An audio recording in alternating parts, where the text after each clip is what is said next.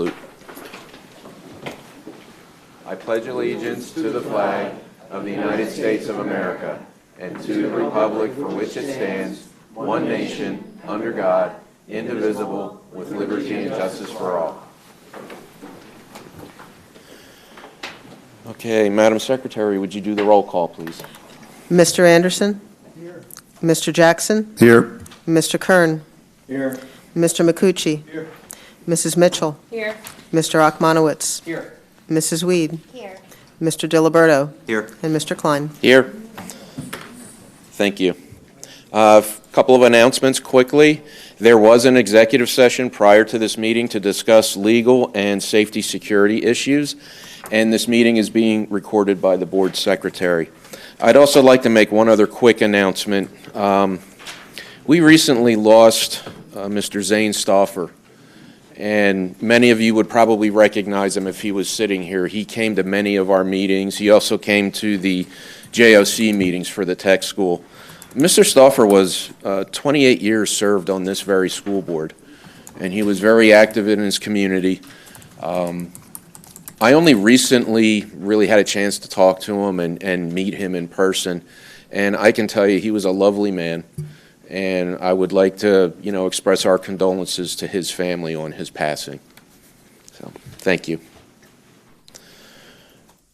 Okay, next order of business is approval of the minutes from our meeting on September 26, 2019. Do I have a motion to approve the minutes? So moved. Mr. Jackson? I'll second. Mr. McCucci, discussion? All those in favor say aye. Aye. Opposed? Motion passes unanimously. This brings us to our first general public comment. Madam Secretary, has anybody signed up? We do not have anyone who signed up ahead of time. Okay. Anybody in the audience would? Okay. Seeing no hands, we will move on to the superintendent's report. Yes, sir. I have paper copies. I'm trying a different way of delivering the report and one to make it quicker, which I know you all would rather us be here for the next hour and a half. Just listening to the superintendent. Aligning our superintendent report to the board goals. There's a paper copy. There's a PDF there to get you. Want to get you oriented to it. Tonight, we have several things to talk about. Our first item tonight is about domain number 1 on superintendent goals, the culture for teaching and learning. Tonight we had the opportunity to listen to teachers and the principal from Trumbowersville Elementary School. Our presenter tonight is Beth Hagley, excuse me, thank you. Sorry. She's an instructional coach and interventionist. They're sitting here in the front couple rows. We got, put your hand up if we all have it. Okay, there we go. We got Peggy Smith, the instructional coach and intervention specialist. Susan Sheets, kindergarten teacher. And Lauren Ziegler, 5th grade teacher. And then you all know Adam. The purpose of this presentation is to give the school board and others in the community a bird's eye view. I'm not on speaker. Not getting recorded. The purpose of this presentation is to give the school board and others in the community a bird's eye view of how we use data and why it's important and how we work with kids each and every day. We will show how we leverage constant and ongoing reflection of teaching and learning and a school-wide all-hands-on-deck approach. Total team. We use all of the resources we have at their disposal and to support the curriculum, and of which is what you approve, and only possible with a continued focus on students and how they best can adjust to support them. So without further ado, I hand it off to Mr. Smucker and his teachers. Okay, thank you very much. We appreciate the opportunity to come in and share a little bit with you all about what we do every day. And as Dr. Harner likes to say, kind of peel back the curtain and kind of give you some insight into our ongoing decision making for supporting kids. So I think you're going to have an opportunity to just kind of see how this passion comes alive when we teach kids every day. Dr. Harner kind of went over the purpose of the presentation, and the overview slide that you can see displayed there, those are the two data sets that or the groups of data that we're going to go through. Just to kind of set the stage, we're looking at sort of taking large class data and then getting down and how we funnel it to the individual student level, and then how we flex our groups, adjust, and support the kids. So we're going to start to look at literacy. We have a data set, last year's 2018 academic year data, kindergarten and first grade dibbles. We'll look at that, and also some Fontes and Pinnell information there. Then we're going to come to, so if you take it from where we started this year, I'm kind of trying to bring that to life for you. We ended with last year's data, then we had the summer. We get back this year, we do a beginning of year assessment with kind of new data. Now those kindergartners, right, or first graders, are now in first grade. So what do we do? So how do we then take what we've learned and get down to create groups that actually are working and learning every day? We'll talk about that, and then we will also make the switch, similar program, but make the switch to upper grades, intermediate, fourth grade last year, fifth grade this year, math data, and look at how that goes. So that's kind of the overview and sets the stage for you. One more slide, if you see there, is the sources of data. And this is just, as Dr. Harner said in his opening, all of the resources that we have at our disposal that you approve at the board level for us to budget for. These are just some of the main ones. Statewide data, PSSA. It is a piece there that certainly we look at and use. District-wide assessments. The first one there is DIBBLES, often referred to DIBBLES 8. Benchmarks from Acadian and also DIBBLES. The NWEA, or the MAP testing that if you have students in the district, you know about those. We're taking those 3 times a year. And then again, classroom, funneling down classroom data, ReadyGen, Wit and Wisdom, Fontes and Pinnell assessments, sometimes called F&P assessments, Eureka or Edulastic, which is our specific math curriculum, and then of course just general overall teacher observation of students. We say it all the time, it's an eyeball business, and we've got to respond to the kids in front of us that we're looking at. And sometimes those students and our anecdotal observations of them is the greatest source of data we have. So again, that's an overview of where we're headed tonight, and we'll start off with looking at some of the kindergarten data. Mrs. Sheets and Mrs. Smith.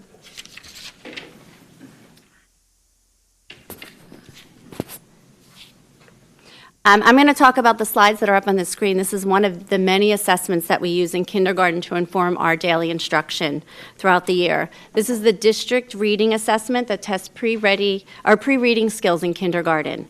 The screen on the left is full-day kindergarten. The one on the right is half-day kindergarten.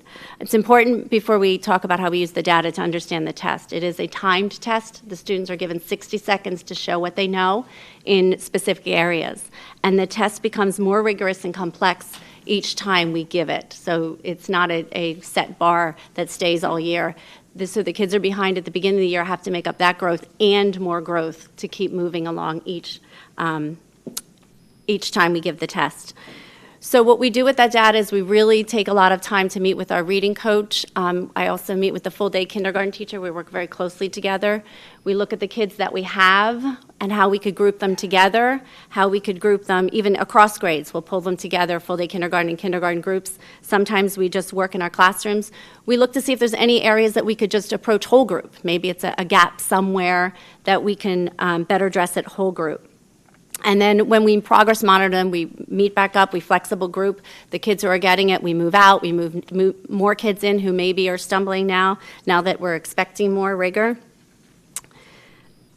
And as the year goes on, one thing that we do notice is that there becomes 2 groups. One is a group that struggles with the test itself. It's a timed test. They have to have confidence. You have to be pretty quick to get your answers out, and then sometimes we struggle, it's the other kids who just need a little bit more support.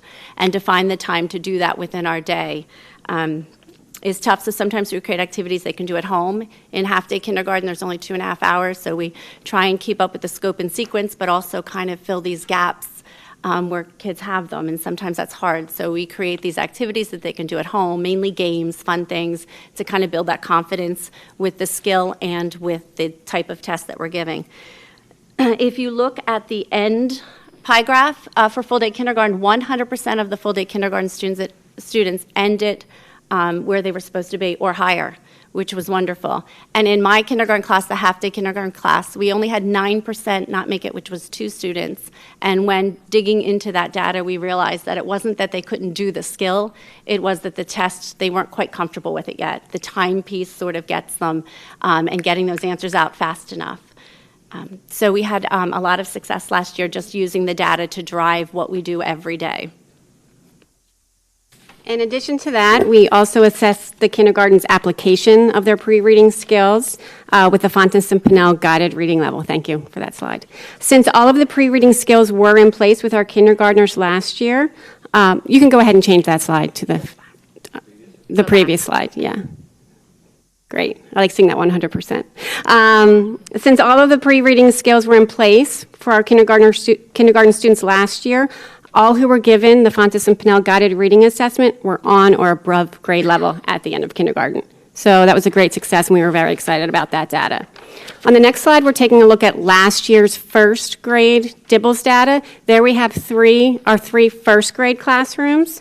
And as with kindergarten, all measures were 1 minute in length, and assessments became more complex at mid-year and end of year, and the expectations for reaching those benchmarks also became more stringent. The beginning of year data in first grade last year told us that our students had considerable needs in the areas of phonemic awareness and decoding. So we established flexible groups and interventionists along with the help of our kindergarten teacher, Susan, who was instrumental, really. We worked alongside the teachers to instruct students on those individual needs and where there were those gaps. The groups changed as the needs of our students changed, and we recognized this through the progress monitoring that we did every few weeks, as well as the mid-year and even end-of-year assessments. We still continued to instruct to those benchmarks even after that end-of-year assessment was given. With this model in place, all 3 first grade classes, as you see on our graphs there, made considerable growth from beginning of year to end of year. We learned how to structure our groups and are applying a similar structure to our small group instruction this year, hoping to see similar results as we did last year.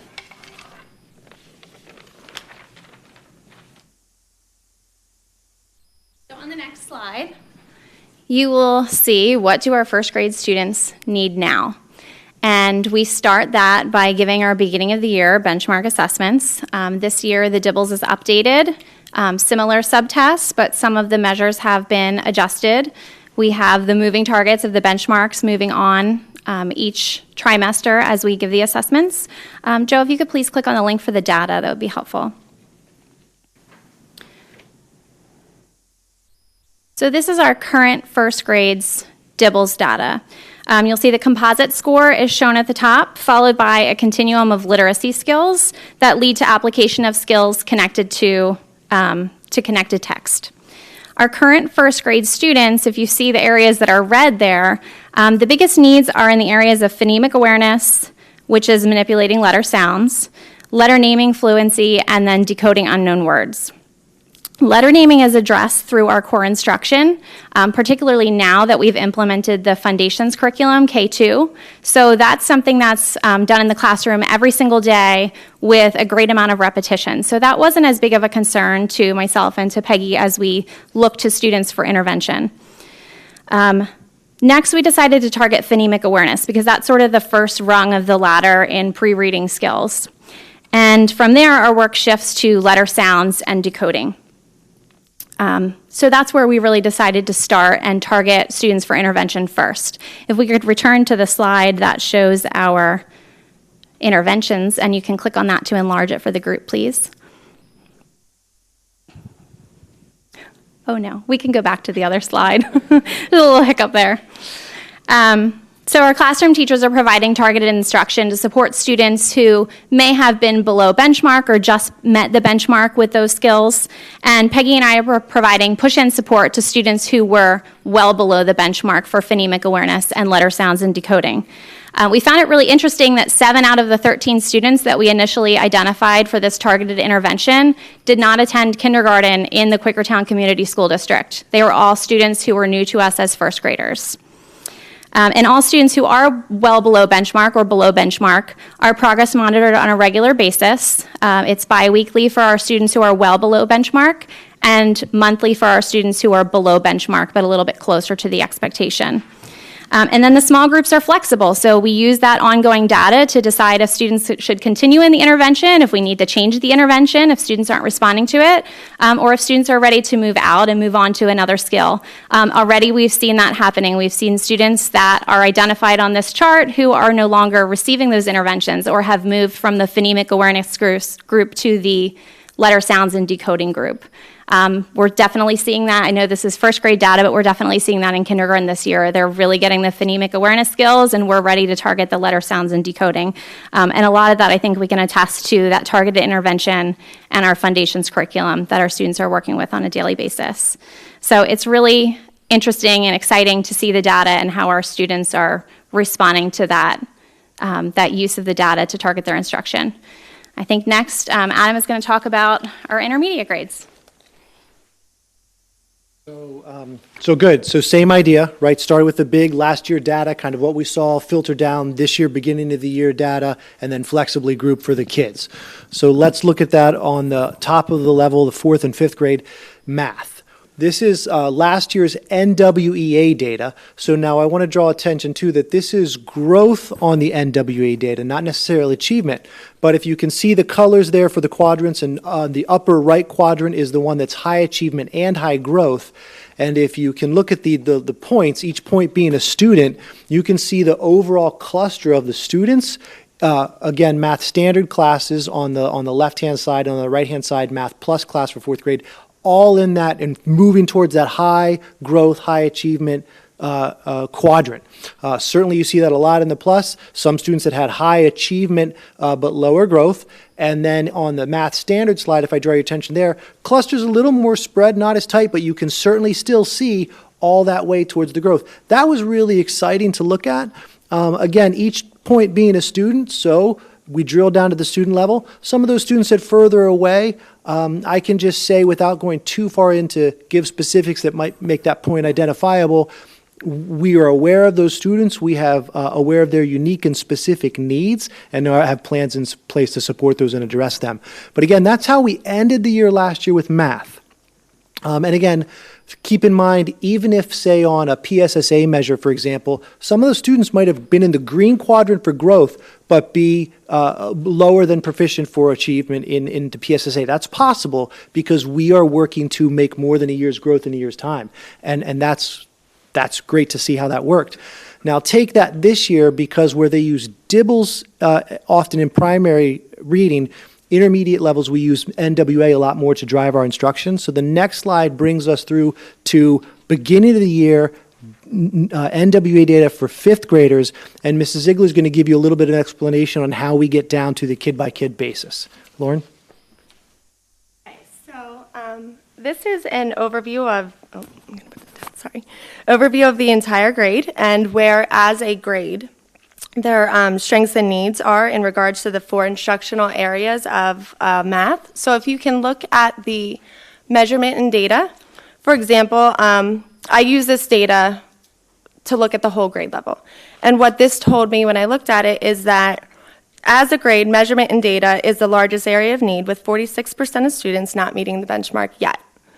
So what that means for me is when I'm planning for my whole group instruction in the classroom, when I have everyone sitting in front of me, no small groups yet, I know to target those skills. I know that, oh, I'm going to go back and I'm going to review those skills and practice those skills so that when they come to the 5th grade skills and concepts needed, they'll have what they need. So that's one way that I use the kind of the overall grade level view. And then if you go to the next slide, please. This kind of now gets down to class by class. So this is a class report. And with an overview of the class, I can then actually identify students and their strengths and their needs based on each instructional area. So for example, a student may show that he or she is really strong in geometry, but then they might really lack some of the skills needed in numbers and operations.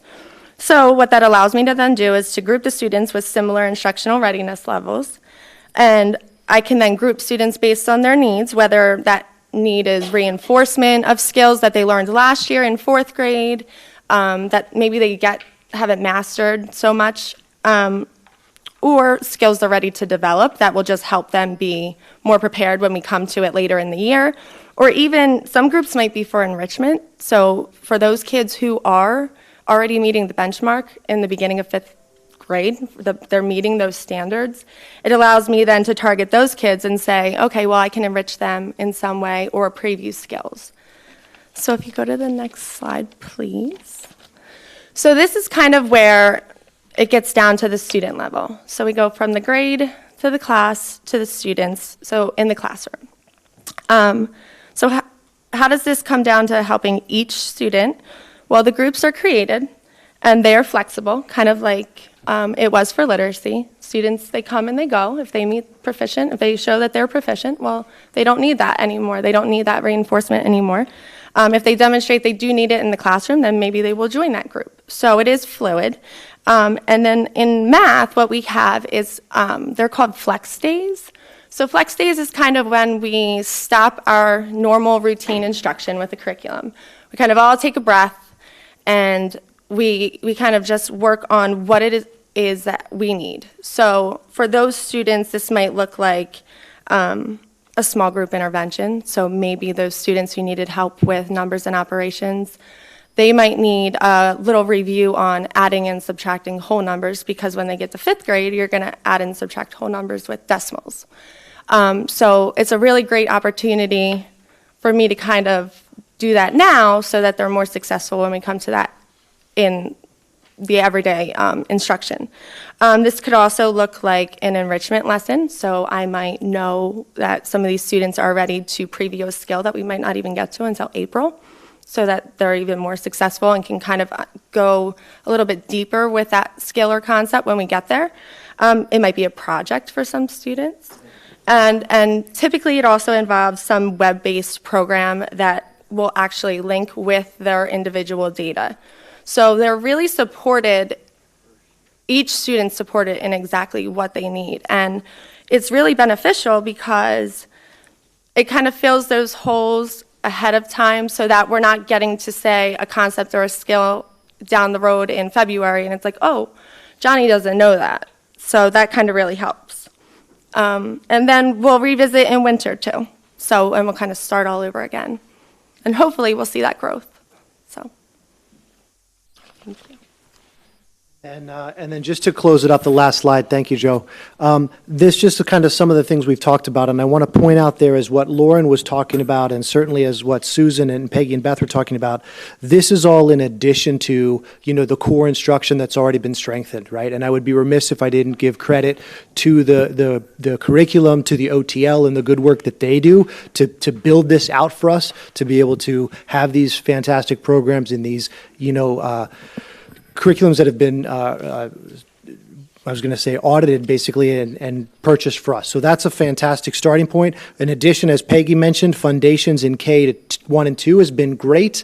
We've also made a district-wide move in the upper grades to a WIN or What I Need time. So again, just ways in which the overall program from the OTL is supporting this work for us. Then the coaches and the learning support teachers all provide support for the kids as we get close to the classroom. And again, where the magic really happens in the classroom level with those teachers every day. And that's where the students are really being just kind of monitored, being, I would say, being known, right? Known academically, known also socially, emotionally, as little people in our world, and that we're adjusting and supporting them.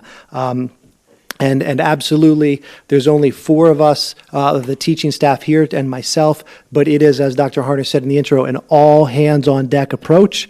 We have countless support staff members that are there every day working in small groups supporting kids, countless teachers that are collaborating during their lunch breaks and when their students are at special to plan. And it basically gets to, if I could sum it up with that last bullet there that says, flexible groups based on student needs.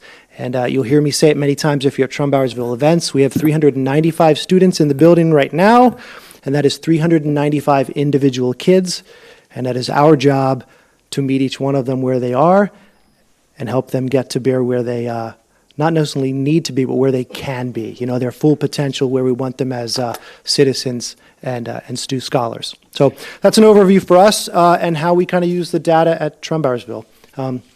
Thank you. Any questions? I don't have any questions, Mr. Smucker, just a couple of comments. First of all, that's one of the best presentations I've seen here. Kudos to you guys. That was awesome.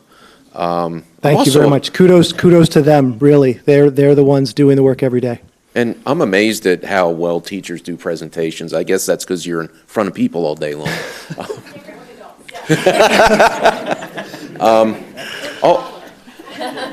I'd also wonder how, the board members up here were doing 60-second tests, because I'm not good under pressure like that. So that really kind of resonates with me. Maybe next time you come, you could test us. Sure. We can do a school visit for you, sir. It's interesting because once they do start getting the hang of it, time's up. So it might take them 20 or 30 seconds to get their groove, and then... Yeah, 45 seconds here, but... I think that's where the progress monitoring is helpful. So for the students that do struggle a little bit more with accessing the information that they need in a timely way, as we're working with them every other week, they're getting a little more comfortable with the assessment. I found with our kindergarten students, we can say oh, remember when Mrs. Sheets pretends to throw you the word and you let it out one sound at a time? They start to make those connections and they get more comfortable, and I think we see some of the success there just because of their comfort level increasing. That's great. And one last comment. I mean, obviously there's a lot of coordination going on here, and that's great. I mean, I think this is really wonderful what you guys are all doing. So thank you. Thank you very much. I have a question. Yeah, that was pretty interesting. Do you have a way to longitudinally track the impact over, I mean, you have just a couple grades, but I assume there's pieces in between. And I remember personally somehow maybe getting tested out of some kind of knowledge about, the one that I remember was fractions, something like that, oh, you can move ahead, right? Some expert said I knew enough, but I believe it took maybe calculus before I realized, no, I really didn't have a good grasp. So is there that kind of longitudinal, any kind of feedback from the downstream teachers or other tests, or you know what I mean? You have a couple of data points that are pretty hardcore, but how about across all 12? Well, I think I understand what you're saying there across the grade levels, and that's something that certainly we've started to look at. I know I just actually had a meeting with Nancy Ann and Bill the other day, and we asked some of these questions, so what are we really seeing patterns-wise? So we do need to continue to look into that.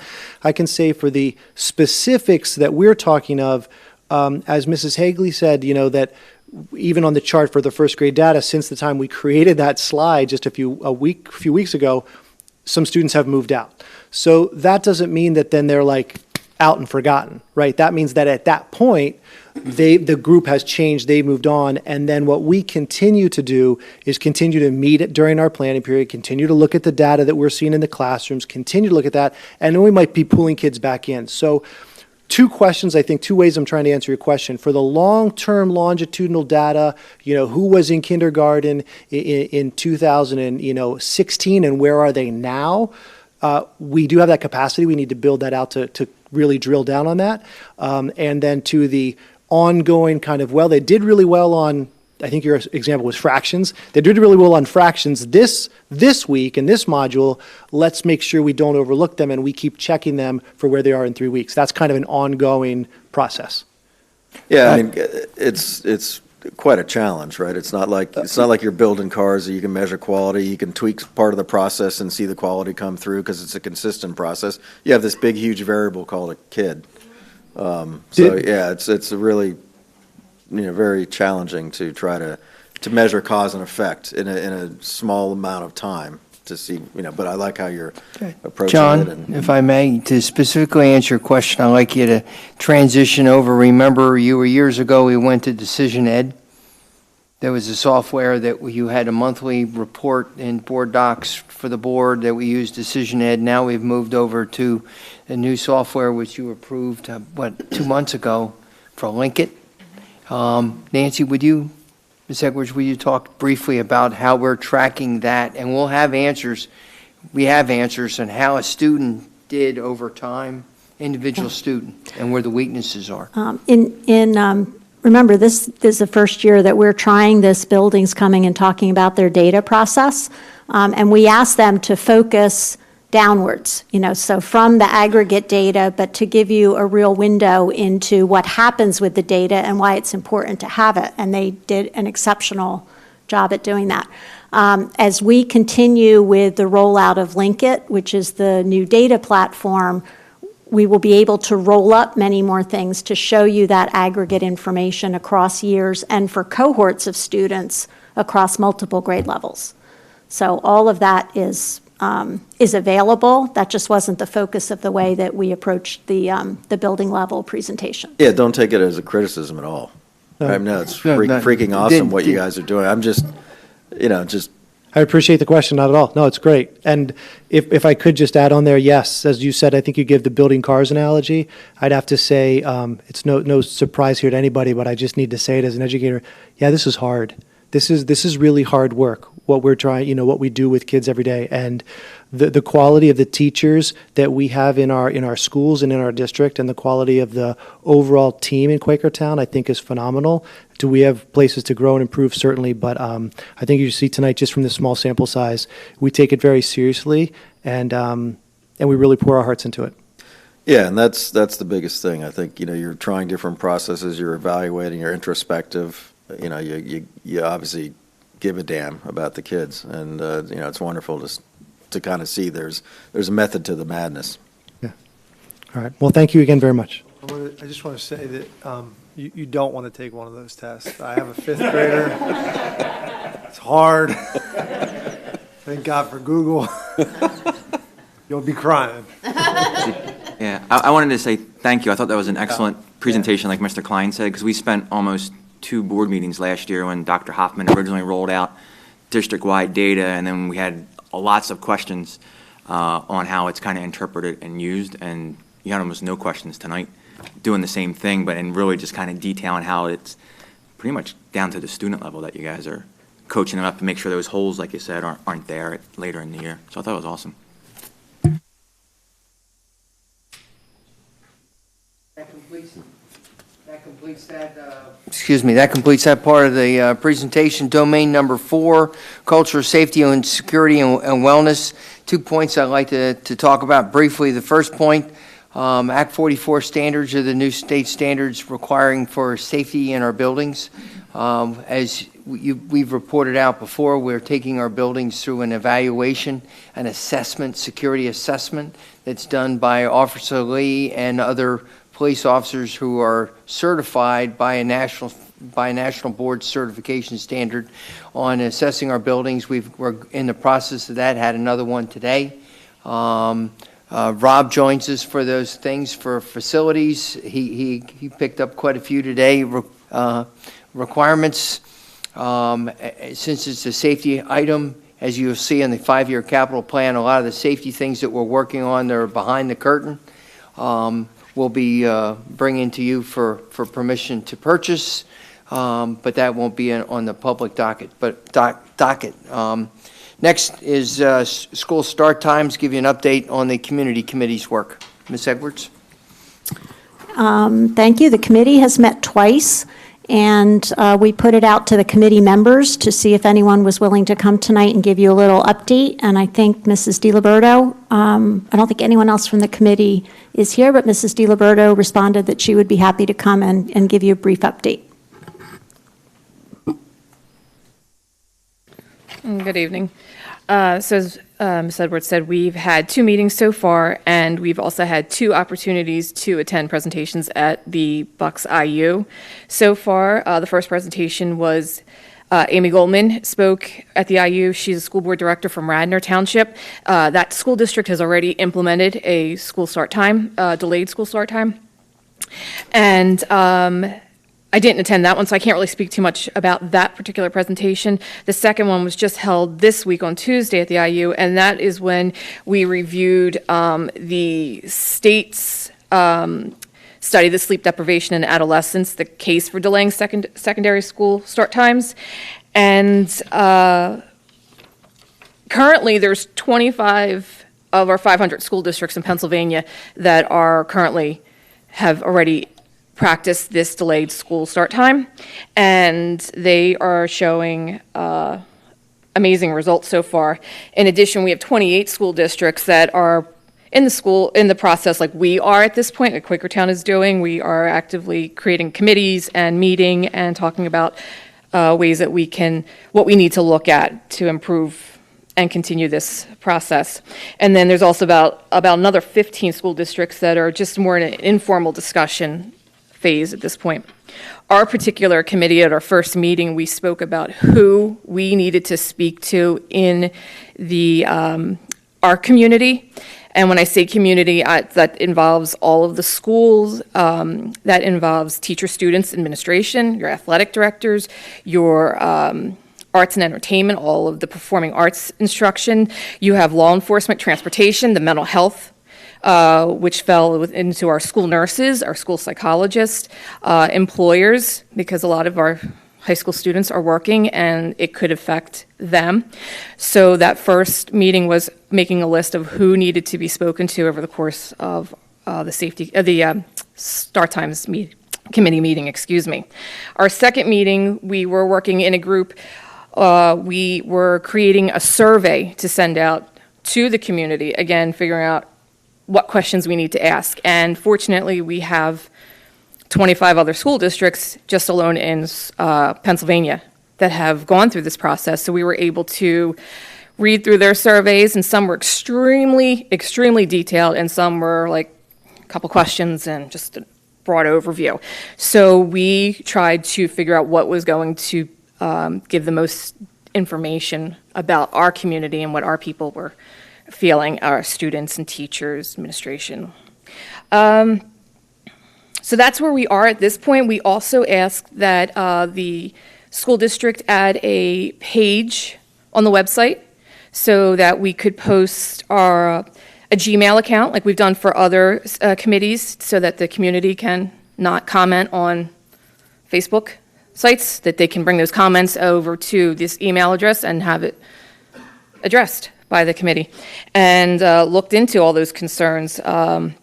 We also ask that a sheet be created showing the science behind this, because the overwhelming data, the science, is that they sleep, they do better. I mean, that's the bottom line. They are not taking risky behaviors. Their grades improve. You get better graduation rates. They're not getting into as many car accidents. It's overwhelming what is improved just by an extra hour of sleep. And I think that's pretty much that. In our survey working on, we are in the process trying to update what we went through from the presentation, what we learned.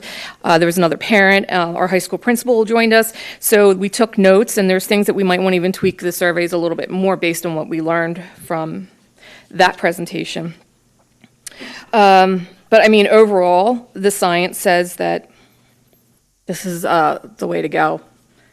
And I think that the amount of people, the school districts that were represented just from Bucks County that were at the IU, I think it's pretty indicative that if you don't do it in the next year or two, you're going to be doing it in about 3 to 5 years, because our partner school districts are already in the same process of doing their research and moving forward. And there's not a negative to these delayed start times. So that's pretty much it.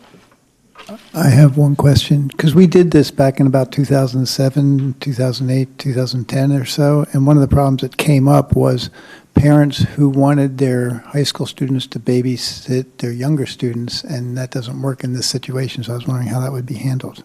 So that is definitely a issue that came up in every school district, the ones that went through it already, and the recommendation of the state is that you need to get as much community input from every aspect and make a decision for the community, not for the 1 or 2 individual students that are going to have this issue. We need to look at the overall impact of the entire student body. And so, yeah, I mean, there's definitely comments. People want their kids home, and it's understandable. I have a little guy. You know, it's nice to have the high schooler home with him, but I can't dictate. So I think that we have tried on our survey to create enough questions to get detailed information to make a fair decision when it gets to that point. Well, it would work a lot better if everybody else did it because we had issues with sports schedules and all kinds of things when we were the only ones doing it and no one else was. So just, I mean, however that works out. Meaning only us, the school district? We're the only ones at that time. Yeah, well, and now we have 25 that have already done it just within Pennsylvania. California mandate. What about ours? Bucksmont School District. Our partners were there, yep. Penn Ridge was there, Palisades was at the meeting. As I understand it, Penn Ridge is taking next 18 months to look at it. All the other districts are, maybe, yeah, they're all looking at it down in Montgomery County. I'm not so sure that the tallies, but they just had, it was an article in the paper today in the Intelligencer. The same speaker you heard on Tuesday, they were at Bucksmont last night, or in Montgomery County last night. Mm-hmm. Yeah, everybody are up here, down in Lower Bucks, Central Bucks. A lot of the, I don't know how much more time I have, but a lot of the people that were involved in this project on the state level came from Bucks County. The school nurse representative was from Central Bucks. The school psychologist was from Central Bucks. The transportation representative who was not from Bucks, he was from Lower Merion. And he brought up really good points that we hadn't even thought of, but they did address it. So I think that this report is worthwhile for everybody to read and look through because the science is there and it can be done. And school districts that have 16 districts feeding into a tech school, they did it. And some didn't because there was an overwhelming vocal response from a parent or two, and they just like, well, we're done, we're not going to bother anymore. But overall, it's been very positive, and you can't really find any negative research on it to say, not really a good idea to do. So the challenges will be there, and it's just going to be on the committee and community, basically, to work together and figure out the best of those. Excuse me. We do the exit surveys to the high school kids.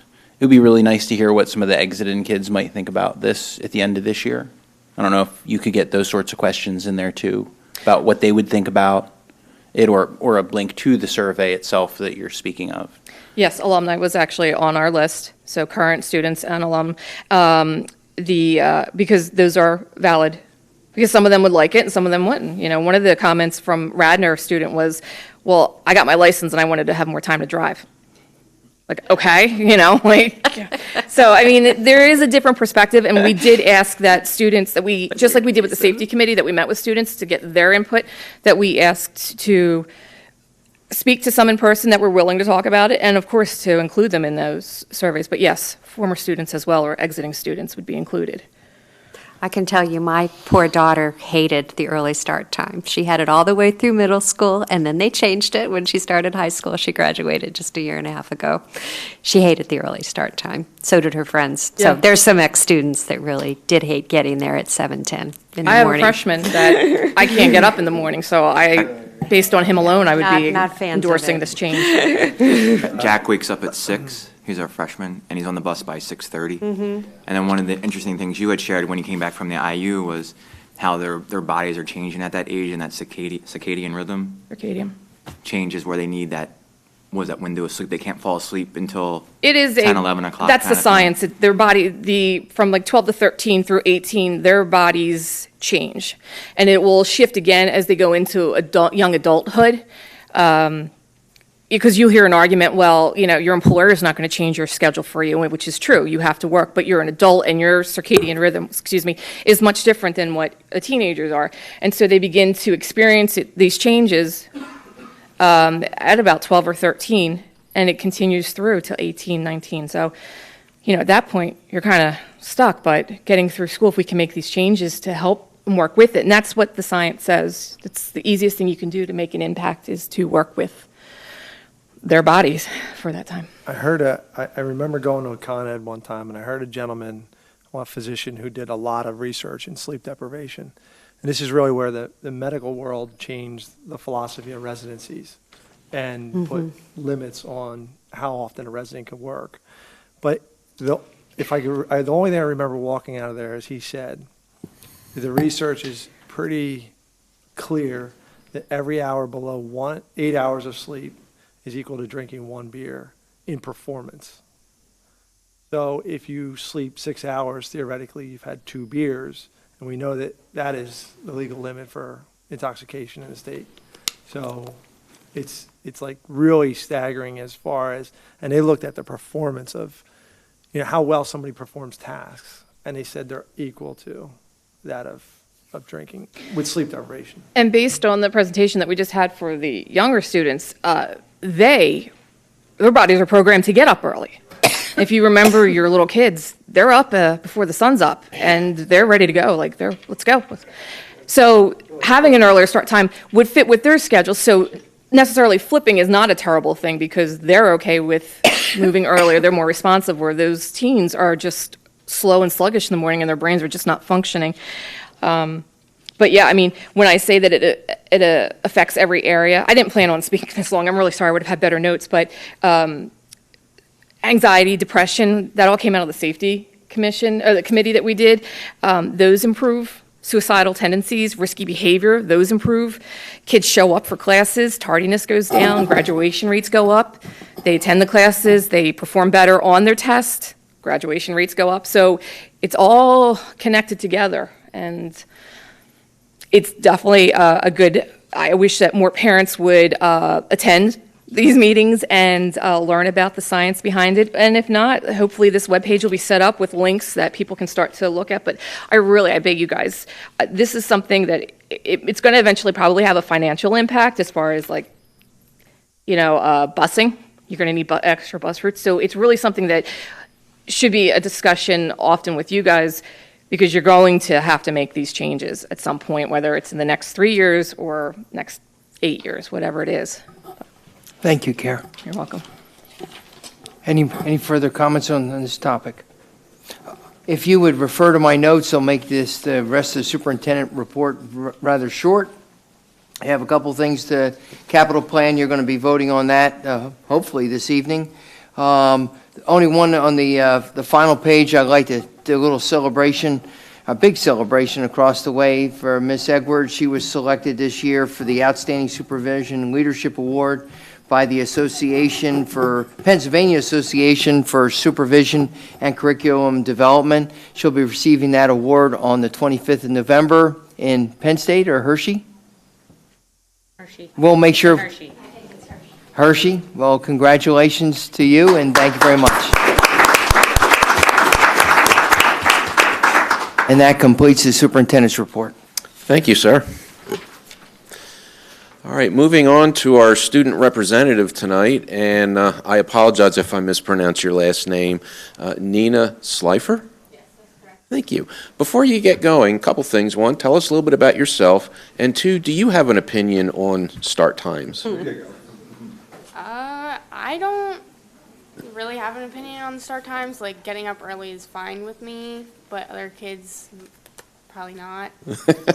Kids I go to school with, they don't like to get up early, but I have senior release this year, so that helps. Yeah. Okay. Thank you. Thank you.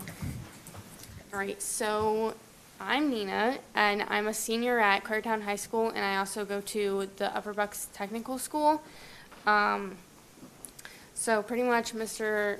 Harner wanted me to talk about what I've been doing in school and just the good things, pretty much, not the bad things. So I'm a third year in the animal tech program at the tech school. I pretty much learned skills for jobs in both the vet science and the agriculture scheme of things. The program has an FFA chapter, hence why I'm wearing this blue jacket. FFA stands for Future Farmers of America, and pretty much it's an organization for growth and development in agriculture. So we have a chapter, and I am the president of that chapter, where I run meetings and stuff like that. FFA is pretty much a great organization. Lot of opportunities to grow yourself and learn leadership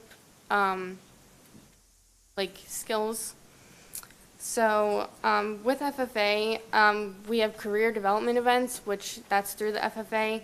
So pretty much these events are like a wide spread of things, but you can go for horse judging, cattle judging, vet skills, which is what I went for the past 3 years.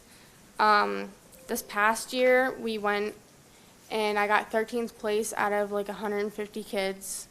So me and 4 other kids that also did well, actually 3 other kids that did well, we decided that we wanted to go to states. So my teacher was all on board for it. She never took anyone out to states, so we were pretty much her guinea pigs. And we didn't think we were going to do that well, but we got first place. Oh, great. Congratulations. Thank you. So now that holds Indiana, we're going to Indiana, Indianapolis, for the National FFA Convention to compete in it. So we're heading out there on Monday, and it all starts on Wednesday. So that's going to be exciting. Something different, we've never went out there since we've never went to states, but it'll be a great experience. Another fun thing that we do with FFA and through my program is go to Farm Show. So that's held in Harrisburg every January. In my program, we have the opportunity for juniors and seniors to raise a market goat. So pretty much you get to choose if you want a goat, pig, or a sheep to raise for about 3 or 4 months. And you raise it for market, which is meat. And then you get to go out there and show it and see how you do. Last year I showed a goat and I got 6th place, and it made auction, meaning pretty much I just got more money for it, but I mean, that's a good thing.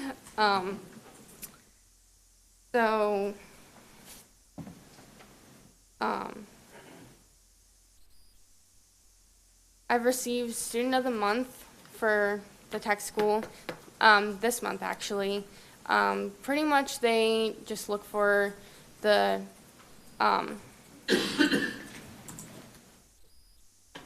the excellence and the drive to do your work ethic and everything like that. So I guess they saw that in me for this month. I guess it's understandable with everything that they've seen me do with going to Indiana, getting, all this good stuff. I'm a member of the NTHS, which is National Technical Honor Society, through the tech school. I was inducted last year as a junior, so that's a good thing that I've done. This year, another big thing that happened, the tech school nominated me for U.S. Presidential Scholars in Career and Technical Education. I was the only one that met the requirements in the whole tech school. So they sent all my stuff in, and we'll see where I get with that. Hopefully I get, elected, because last year only 20 kids in the country got elected for it. So,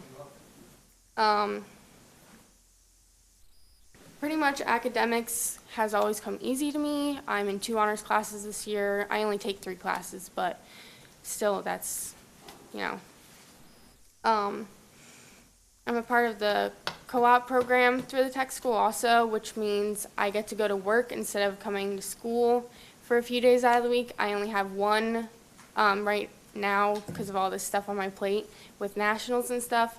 But pretty much there, I'm just learning skills that, good employment skills and stuff like that, that will help me down the road and hopefully get me a better job in the future. I work 2 jobs, actually. I work at Crowtown Vet and Bedminster Canine Camp.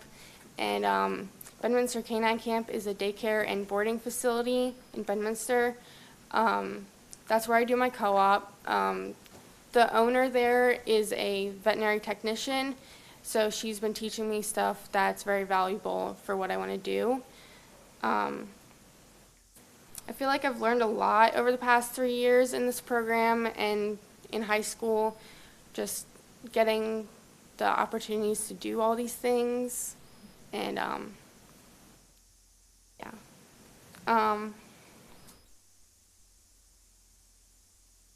Pretty much my future plans. I want to go to Del Val for animal science. That's my thing. I like animals. I like veterinary skills. I like agriculture. But I've looked into other 2-year programs for pretty much they have vet tech programs. So I could go for 2 years. They're very hands-on. I would get a lot of experience.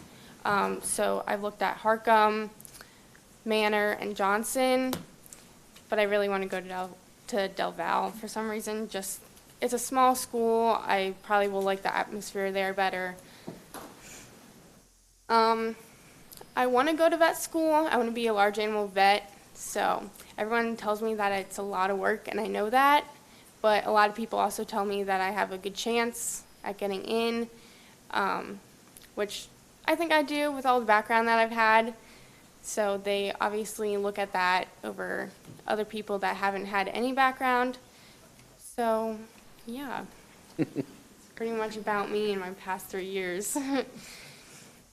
Well, you've been very busy the last 3 years, and by the way, Mr. Rachmanowitz and I are on the JOC, as is Mr. Anderson, and we saw you get your award this month, so congratulations. Thank you.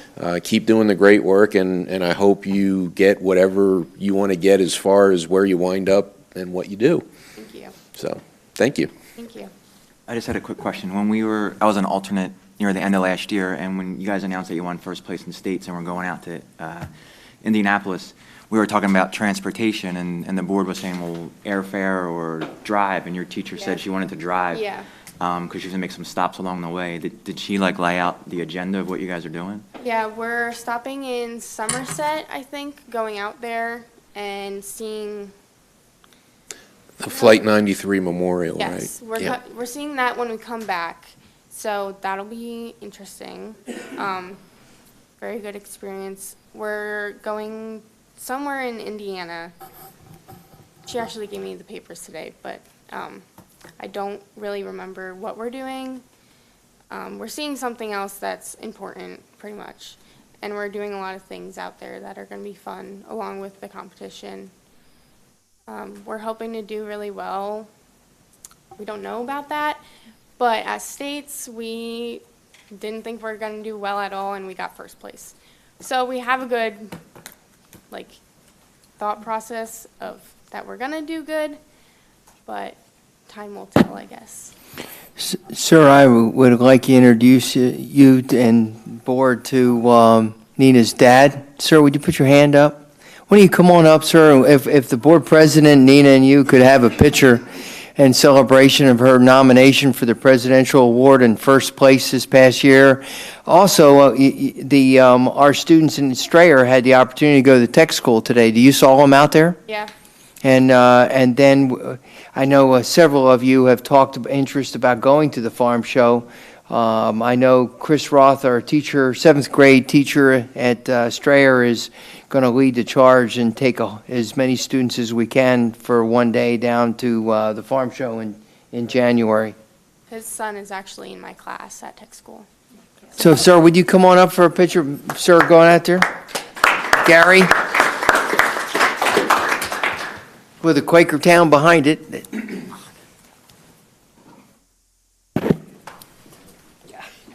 We're going to stand out there, right? Yes. Get out of the way. Go in the back, of course.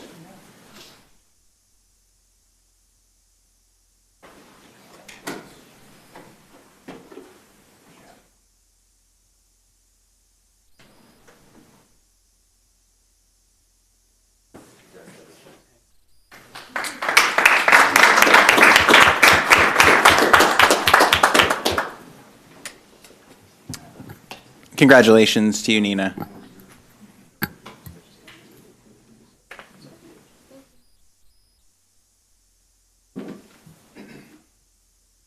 I would angle a couple of stops like the Primanti brothers in Pittsburgh, a little off the course, but it's a good sandwich for lunch. And then a little bit north of Indianapolis is a really great pork sandwich. I can hook you up there. I don't know if their schedule's going to be that loose. Maybe not, but Aren't Dairy Queens good enough, John?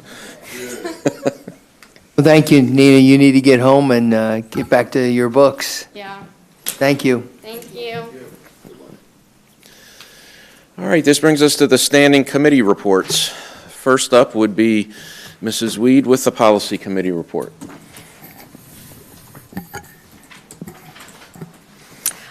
We had a policy committee meeting last week on October 17th. Just a few things to report. The policies that we discussed were a recommended change to policy 123, which is interscholastic athletics, so that the intent regarding students having medical insurance is consistent with the policy on activities. The wording change will continue to emphasize the district's strong recommendation for students participating in activities to have medical insurance coverage, while not making it a requirement that would disproportionately affect some of our students. And that is published on the board docs if anyone wants to look at it.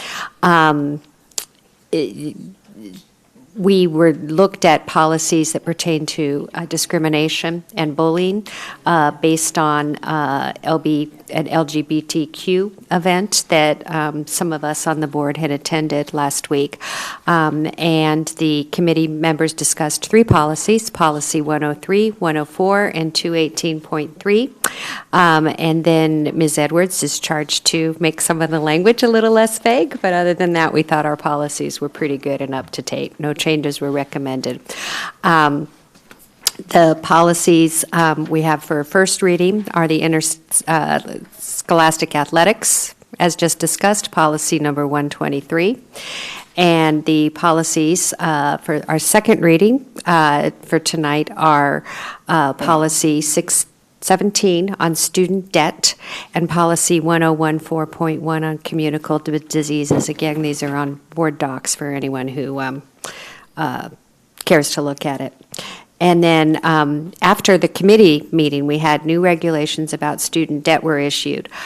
So policy 617 is going to be referred for additional legal review prior to a second reading and board approval. Basically, we have like a lot of districts here, we have a huge issue with unpaid student lunch debt.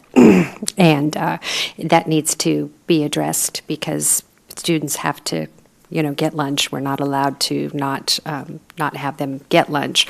But I don't know what the current debt is, Zach, now this year. Do you know what's unpaid? Not through this month. I believe through the first month it was around $3,000, which was up from last year. And then what was it last year? It was about $27,000 and change. Yeah. So, I mean, the point is if certainly students and families that need to be on the free lunch program need to be on that program, but there are obviously some families out there in our community that are not paying their lunch debt. So we're looking at options to try to collect that debt.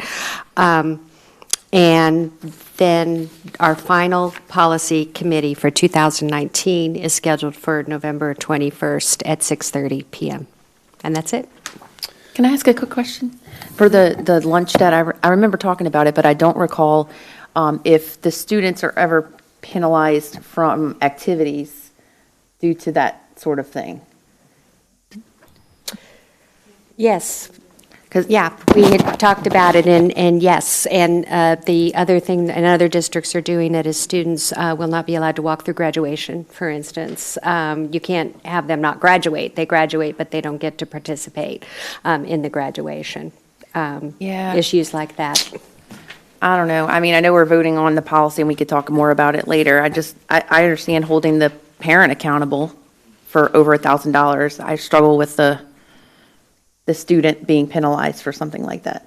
But we can talk about it, I guess, when we Just to clarify, we did remove it from the action agenda for tonight because the additional information from PDE came out after the first reading and after Mr. Garton's legal review.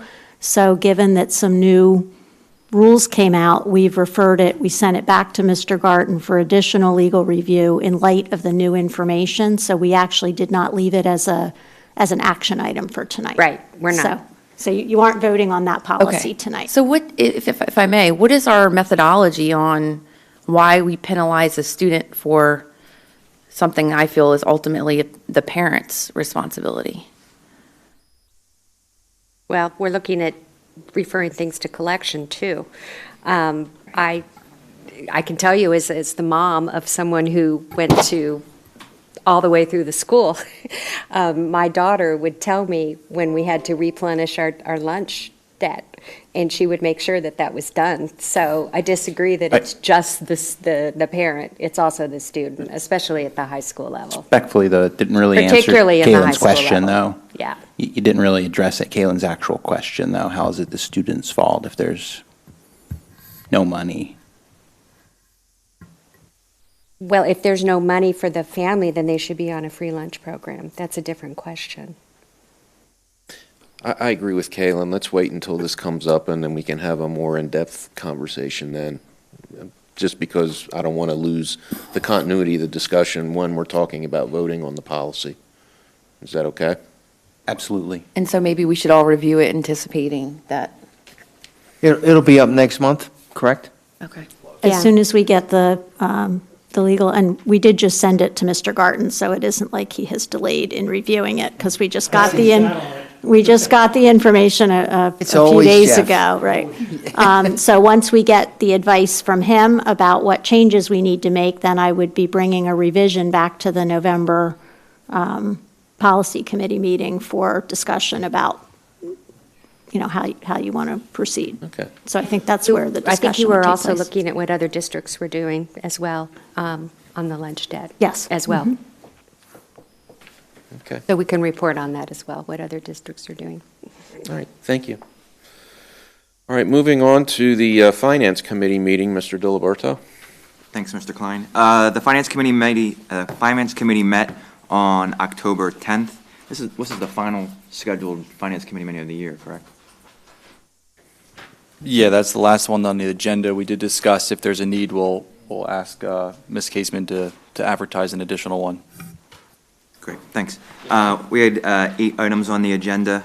The first one was PFM, who's here tonight, came in to discuss the third-year borrowing for Neidig Elementary. They presented us with 2 options, and the committee is going to recommend borrowing the final $6.6 million due to all-time low interest rates. The consultants are here if there's any questions surrounding that. There was a refinance of bonds. When we had discussed this earlier in the year, the committee had set a target of refinancing as long as it didn't go below $100,000 in total. There were some rate changes, and the district wound up saving nearly $900,000 over the remaining life of the bond, which comes out to about $65,000 per year on average. There was a September update on the Neidig Elementary School financials. Basically, everything as of September was on time and on budget. However, that's going to change with the October report. There was a quarterly review. Stay tuned. There was a quarterly review of facility rental revenues.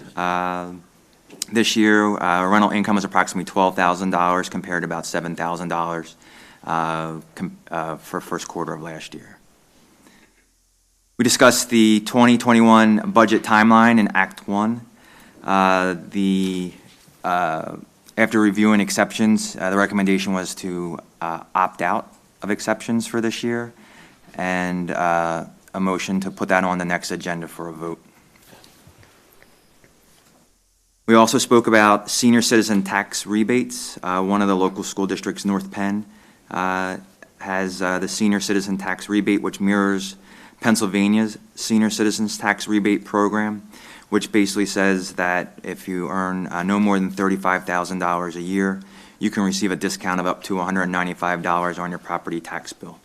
That'll be something that communities in the future will discuss and decide. Is that a month?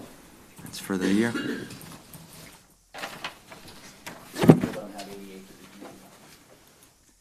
And then the final item that we discussed was the change order for Neidig Elementary School. The committee is recommending to move forward with the multiple change orders and credits to the contract. Basically, there was 4 credits that totaled $114,000. And then the change orders that are come out from the contract allowances totaled $224,000. So the net is an increase of $110,000. And that concludes the Finance Committee report. Thank you, Mr. Diliberto. Next would be the Facilities Committee, Mrs. Mitchell. Yes, thank you. Lots to cover here. I'll try to get through it quickly. We reviewed an update on potential facilities rental fee structures, as you know, and the recommended changes that the committee wanted to present is, should multiple nonprofit groups request a building, that they will need to work together to reach a solution, with the district acting as a mediator. A subgroup to Category 2 will be added to the fee schedule, which will include nonprofit organizations that would like to rent our facility for practices only. Local nonprofits serving students who have 80% or more QCSD students will rent for free, excluding the situations where they would be renting for revenue-generating purposes. Less than 80% will pay the rental fee regardless of the request. To encourage timely payments, we'll also implement a 20% monthly finance charge to those organizations that are delinquent. Apparently, we have a lot of issues with people not paying after the fact. As far as our long-range capital planning, the district has been working with Dewey Engineering to compile data for the long-range capital plan. And during this process, each building and its grounds have been evaluated to develop a detailed listing of the findings, and those have been prioritized in a specific order, and that's going to be voted on tonight. Additional projects may be added for safety and security purposes. An update on Neidig Elementary School additions and renovations. Mr. Spatafora said things are going extremely well with the project, and the weather has cooperated. Some of the anticipated cost that we had budgeted for, we did not have to use, which is why in this change order request, it sort of makes up for some of the additional costs that we're seeing currently. The building is completely gutted. We have no real issues to speak of. One thing that I asked was, do we have any risk factors? Is there anything we should anticipate not having the building, done on time, which, as you all know, is really important. And at this point, Mr. Spatafora said that if we can get the building under the roof by mid-December, that he doesn't foresee any risk. And we're on track as far as every meeting that we've gone to, we are certainly on track. So that's very promising. Last year, the school board approved facilities to use the allocated funds to demolish Milford Middle School to purchase the Q&B concession stand and bathrooms, and we have obtained a certificate of occupancy as the building is now complete with the exception of landscaping. The baseball field concept that we are constantly evaluating. So for several months, the facilities and the finance committee both discussed long-term solutions for a varsity baseball field.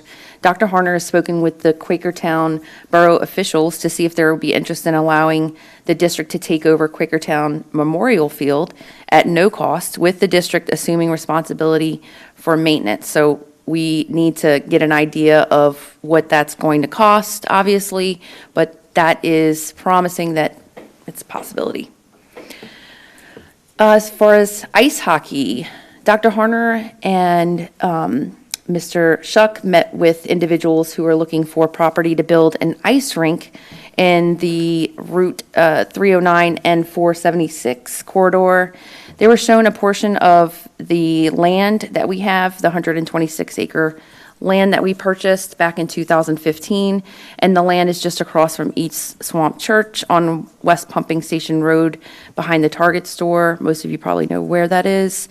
And the potential buyer said that they would pay $50,000 an acre for 5 acres. Apparently, there's no ice rink between Lehigh County and Hatfield, Montgomery County.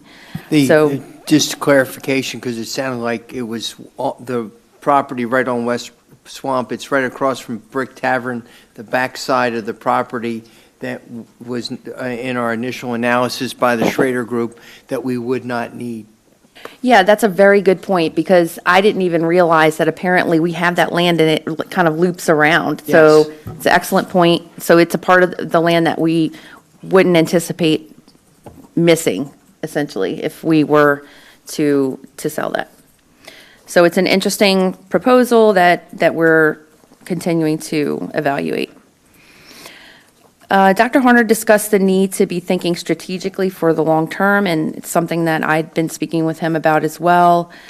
When we are looking at our enrollment declining in the state of Quakertown Elementary, union negotiations, there's a lot of different things that are in the air that we need to start thinking about and considering and understanding what the board philosophy would be on the possibilities.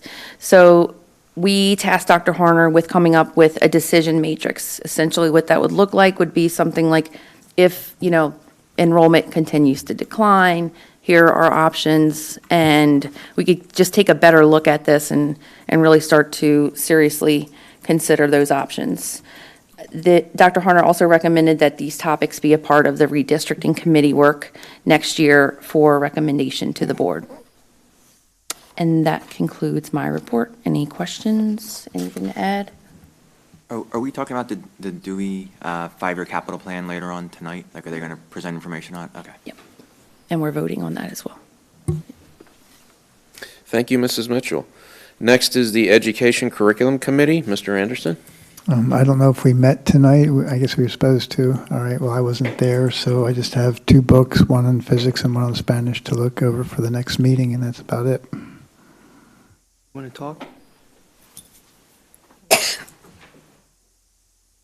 Yeah.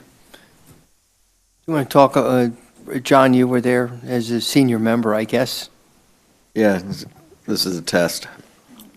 Yeah, so there were the 2 books that seemed, one physics book for 1 year is this big. I don't know how that could possibly be. You could spend like 4 years and probably not get through it. I don't quite understand, but there's no choice, I guess, in those books, Mitch. Just FYI, they were the books. It's just kind of humorous. It's a good gig if you can get it, making those books, I guess. And then there was just some, I don't know how much foreshadowing we needed. Should I discuss a little bit the other things? Okay. So there was some aspects, even that, is Adam still here? Oh, there he is. An interesting concept for potential future ideas for a dual language, cooperative type situation where not technically immersion per se, but the ability for young children to begin their primary and secondary language, like Spanish and English. So that'd be kind of interesting. So just very early ideas that were brought to us, Mitch, so that you're kind of filled in. There is a document too that Mr. Smucker gave us. Up on the Education Committee agenda, there's a document that Adam presented, that he presented to Nancy and I a couple weeks ago, and there's been a topic kicked around for several years, but I wanted to give it the light of day just to put it out there. It's a program similar to what Southern Lehigh has. It would be our own flair to it, but they have a immersion program up there for elementary students. So they would ideally leave elementary school fluent in both English and Spanish. It certainly is a better time to start learning a language than like 8th graders or something that I remember. The other sort of just kicking off an idea early on was the pathway, I guess, Berks County and some others in the area. We currently require students, if I get this right, to take one more, is it the social studies? One extra? Yes. Okay, so in terms of curriculum, we demand a lot of more curriculum than the code requires, which often leads to folks not being able to take things that might be more career handy, and different pathways to, or someone in STEM might want to do computers more. So I think we're kicking around the idea that there could be a better way to relax our requirements and let some of the kids who want to pursue something more intensely have that ability, because right now they're denied just because, nope, sorry, you got to take this other class you don't really give a crap about, which is above and beyond the Pennsylvania requirement. So that's an interesting idea too, that it's a little more customer-centric, shall I say, in terms of giving kids an opportunity to pursue something in a little more depth and still meeting the minimum state requirements. Did I miss anything? So just foreshadowing, nothing specific being brought forward, just interesting ideas. And Chad showed that the U.S. National Constitution Center has a pretty slick website that you can see really cool traceability of how the various articles of the Constitution came to be, and it's actually kind of cool if you're a nerd. I've looked at that. It is very cool. Yeah, it's very cool. Guess I'm a nerd, but it's very interesting. Yeah. I guess. Thank you for the report, Mr. Kern, and I'm sure you know you just called Chad a nerd, so. Good company. Exactly. I'm sure he will. That brings us next to the Bucks County Intermediate Unit, number 22, and that would be Mr. Jackson. Time for speed reporting. So, the IU met last Tuesday. I've included on board docs a summary of the awesome news and the agenda items that were approved that night. Mirror what Ms. Gilberto said about the school start time forum that was hosted by the IU on this past Tuesday, and I attended the previous one last month. So that is certainly something the IU is on top of. That's the end of the IU report. Moving on, legislative report. Legislative report's included as an attachment in your board docs. It's made available for the public. I would encourage everybody to read that and see what Harrisburg is doing. I do want to highlight one thing which is statewide of concern these days, and that's often special education funding and the lack thereof. If you look at the legislative report, you'll see a couple charts on the lack of special education funding, whereas for the entire population of school districts spend about $1.7 billion of their own money annually. I'm sorry, in the last 9 years, about $1.7 billion is the increase in, actually, let me get this right by opening up my own inclusion thing here. It was an interesting chart if you have the time to look at it, and I'm going to scroll down to it real quick so I don't mess up. There it is. All right, expenditures rose. That's what they increased $1.7 billion for the local share of special education funding in the last 9 years.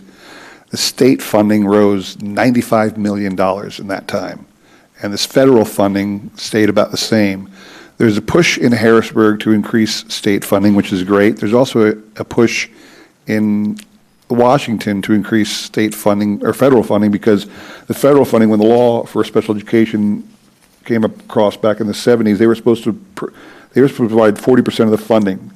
They've never really gotten over 20%, and I think we're down around 17% federal funding right now, where the law says they should spend 40%. They should provide 40% of the funding. So there's a push. I'm not sure if it's going to go anywhere, but they're talking, which is always a good thing. That is a legislative report. I want to piggyback on that by mentioning that last week, Dr. Harner and I attended the PSBA function out in Harrisburg, in Hershey, which is the PSBA decided upon which causes are important to them and which they will advocate for in front of our representatives in Harrisburg for the next year. If anybody has interest in that, I can provide that to you separately. Moving on to the Ed Foundation report. The Ed Foundation report met early October. We passed we approved 3 mini grants, one for Jeff Bonsall at the at Strayer Middle School, a tech ed teacher, to support a pen-making activity. One for Chris Polk at the high school to assist him in purchasing some robot arms for his computer-integrated manufacturing students. And also one for Mr. I'm going to blank on his name. A teacher at 5th grade middle school, Ryan Wien, I should know his name. Mr. Wien, $850 to bring in the IU's Mobile Fab Lab, which is a science and technology mobile classroom that actually spends a week at one school. I had suggested the Ed Foundation, they haven't acted on this because it was just a discussion topic. I thought this would be something that the Ed Foundation should support annually at every school. It's $850 to bring in the IU's Mobile Fab Lab for a week at each of our, at one elementary school. We've got 5. So I don't think it's too much to ask them to help out, bring it into each school. But that's not my decision alone. That'll be taken up by the Ed Foundation. I'm going to jump ahead and go right into my last report, save everybody the trouble. The HR committee had our first meeting with representatives of the QCSD organization on October the 9th. The initial meeting was a very casual meeting. We had introductions, reviewed the expected timeline for negotiations, and reviewed some basic ground rules for the future stages. There was no substantive discussions at the meeting. Our next meeting for the HR committee in negotiating with QCSD will be November the 6th. That concludes my entire docket of reports. Well done, Mr. Jackson, and thank you. Ron, I had one thing I wanted to bring up. So when you were saying you guys were at the conference out in Hershey, you had said that, you know, the PSBA brings forth things that are important to the districts, and that there was something that was brought to the floor as far as that was important. Can you talk a little bit about that? Yeah, in case most of the time we don't pay attention to it, honestly, but the PSBA organization asks for input from its members, which we are one of them, back in March or April. What's important to us that we want them to advocate for on our behalf in front of Harrisburg? What are we concerned about? And we send in their information, our suggestions, if we have any, and they have a committee that reviews all the suggestions, and the committee in PSBA decides, yeah, we'll take this one, we don't like that one, they choose the one submitted and propose amendments to the last year's a list of important topics to advocate for. And they did that. When they decline one, the sending school district has the ability to come to the convention, which just happened last week, and advocate on the floor before the entire delegate body that this is so important, we think the committee was wrong, and we want you to approve this one. This year, there was a school district who did that, and first, it has to be approved by 2/3 of the delegate body just to be discussed. Even if you want to talk about it and override the committee, you need a supermajority to do that. That passed. Then we went into discussion. Would we or would we not support it? And the basis of the advocacy referendum was that they want PSBA to advocate Harrisburg to no longer provide busing for private and charter schools. That is the recommendation that passed on the floor by the delegates. It's clearly a budgetary concern. We're all having budgetary strings tightened, and no doubt that was the delegate body saying, well, at least this is some way to get back some of that money. So they want to advocate Harrisburg to change its, by them passing this thing, it doesn't do anything. It just tells Harrisburg, hey, we want you to pass a law to get us out of that responsibility. And that happened on the floor, overriding the committee. We just for the board's information, we move about 400 students who are not attending our schools every day. I have one other comment. Back in the days of Milton Chapin, J. Shea, and Kramer as our governor and lieutenant governor, they had declared at that point in time Pennsylvania would eventually supply 50% of school funding, which they never reached. And we're not required to bus at all. But if we bus for It is our a- public it school is students, a- we have to bus for Zach, the private schools too, right? Zach, I think our number is $4.5 million for For transportation. transportation, it's over 4 million. That includes diesel and other things. Thank you. 3% of our budget. It's just. Yeah, I was just going to say, it's kind of a drop in the ocean. But, yeah, it's easier to tackle the small things than it is to tackle actually the big things. Thank you, Harrisburg. All right. Thank you again, Mr. Jackson. Next is the Goals Committee. Mr. Kern? We loves goals. That's a funny name of a committee, the Goals Committee. So one thing we have to do as a board has to do with not only hiring the superintendent, approving school books and things like that, but also having a clear set of a mission. So up on our website, you can see we have a mission, which are things that we're trying to accomplish. Basically, our mission is to prepare kids to be career and college ready and to be engaged citizens, and also to do it at a good value for our taxpayers. So there's a vision which is a little bit more you'll never get there type of thing. And it sounds a lot the same, but it's more about culture of learning and making sure the kids are also accountable and participatory citizens. And we want to be excellent in education. And again, to steward our community's resources. The goals that we set as a board should tie into that, and they should help set sort of a philosophy and a broad direction.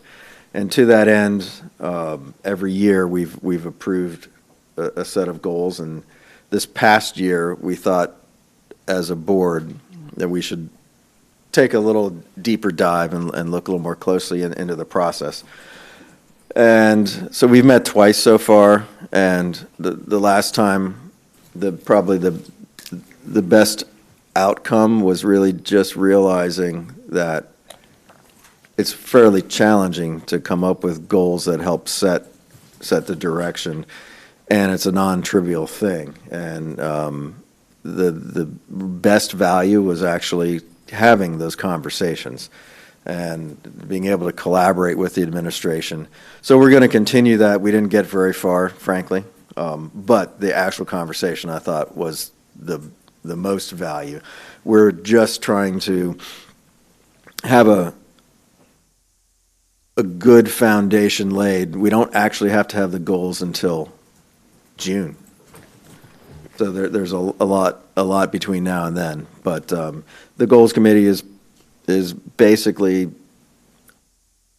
trying to help lay some groundwork so that the rest of the board can at least have some confidence that a few of us have tackled these ideas with the administration. There'll be more voices in the room that are a little more clear on the superintendent goals and the administration goals, the things that we're setting to help essentially attract us to go in the direction to meet our mission. So nothing very concrete other than it's a process, and it's kind of, for those who weren't there, it's fairly illuminating that how challenging it is. Yeah, I would welcome more board members to come, since it was, a couple board meetings, we had discussions on it, just to kind of get a better understanding of what the board philosophy as a whole is really what we're trying to talk about. I think the more people that participate, the better that process will be, because then you're going to have everybody's perspective versus just Right. 2 or 3 people that are attending. I was going to actually mention this, almost the same thing.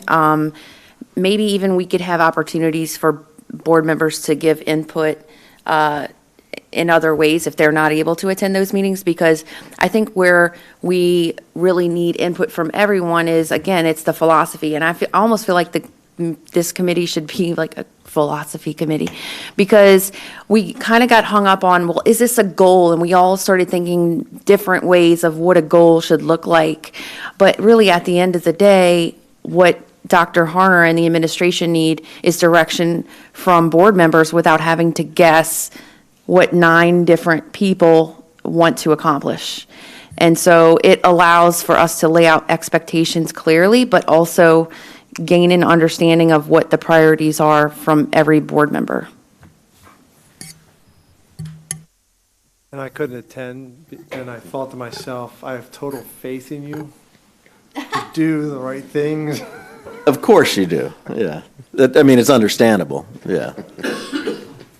No, it's fun. It's interesting. It's much like what the teachers and Mr. Smucker were presenting. It's challenging to whittle things down, especially in the goals world. Anybody can come up with dozens and dozens of things, but it's actually very challenging to come up with just a handful of what's the least amount that we can come up with that helps provide Meaning that's impactful. Yeah, exactly. Very That's impactful. achievable. Yeah. Yeah, like very specific. So just as an example, I'll just throw it out there, for instance, if we were talking about academic performance, we would take a look at a specific group. When I was doing some research, I noticed that I think it was a drop at 4th and 5th grade or something with reading comprehension or something like that. Just something very, very specific. And when I started thinking about it, I don't know that we ever really have a whole lot of opportunity to talk as a group about what our philosophies are. I mean, we talk a little bit about it when we have meetings, but it's more focused on voting, and we don't get that proactive opportunity. Good points. So the sort of some of the guiding principles that we more or less agreed to is that the goal should be few in number and focused, clearly tied to some specific measurable outcome, if possible, tied back to the mission, right? I mean, if we want to accomplish something and it doesn't reflect the mission, then maybe we need to change the mission, but the idea is to have that traceability. And make it easy to measure so that it's not some arduous, expensive, tasking of yet another unfunded mandate, by us. Right. And to try to automate it, so maybe there's data and there's things, and anyway, that's kind of the overarching. What makes it, one of the jokes that I used was, would we recognize a good goal if it walked into the room? And some things masquerade as goals, they're really not. Like, reduce class sizes is a goal. Well, no, that's just more likely a means to an end of better education or something, right? So it's even that. Things that sound and sniff like goals really aren't. So it's digging deeper at the why, which is what we need to do. The administration can do the how. And, Kaylin kind of made that clear at one point that, we're really trying to get at the why. Why do we want something? Try to dig deeper, and it just takes a little longer. So it's interesting. John, I think you could even add a little fun to this, when somebody reaches the goal, like everybody can stand up and yell, goal, like that famous soccer announcer. Yeah, that's a good idea. So just a little something to think about. Thank you, sir. And last but certainly not least is the Upper Bucks County Technical School report by Mr. Achmanowitz. Undoubtedly the best for last. The last JOC board meeting was on October 17th. Of course, you met Nina earlier. She was our student of the month. She was in the animal and veterinary science program. Donations this month totaled $1,750. We had some subcommittees this month. Reports for them can be found on the JOC's board docs. We approved some new hires. We approved expenses for students going to the farm show in January. We approved holding Bucks County's household hazardous waste collection to be at the school once again this upcoming year in 2020 on May 9th. So look out for that. We approved some training with the American Culinary Federation and approved the discarding of some obsolete equipment. Rounding us out here, our sourcing of electricity and the corresponding bidding and contract was brought up. The institution will look into the option of sourcing responsibly produced electricity and the cost differential before we make any final decisions. And the next JOC meeting is set for November 21st, 2019. And I'm done. Surprise. Wow. Thank you, Mr. Achmanowitz. Next is the President's report. Mr. President, do you have a report? No. Thank you. It's okay if you talk to yourself, answering. That's No, that's okay. It's when you argue with yourself. Next is the public comment on the fiscal items being presented for a vote tonight. Okay, seeing no public comment. And oh, by the way, everyone, I've had to go back and read the agenda off of a paper copy tonight because my computer chose now to do an update. Yes. Yeah. And there it goes. Oh, No, it's been doing it. And So, Joe, I've had the same problem. It's gone up like so twice. if I take a little longer, it's because I'm Boom. flipping through this, and I apologize for that. Me too, Joe.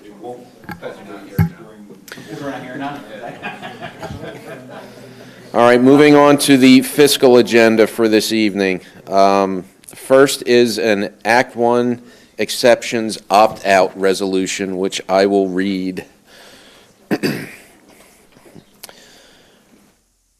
Okay, what we're doing is the recommended action is approval of the 2020-2021 Act 1 budget opt-out resolution as presented.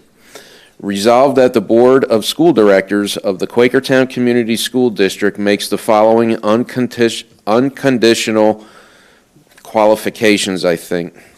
That's certifications. Half my page isn't here either, so it's going to be a fun night. No, that's okay.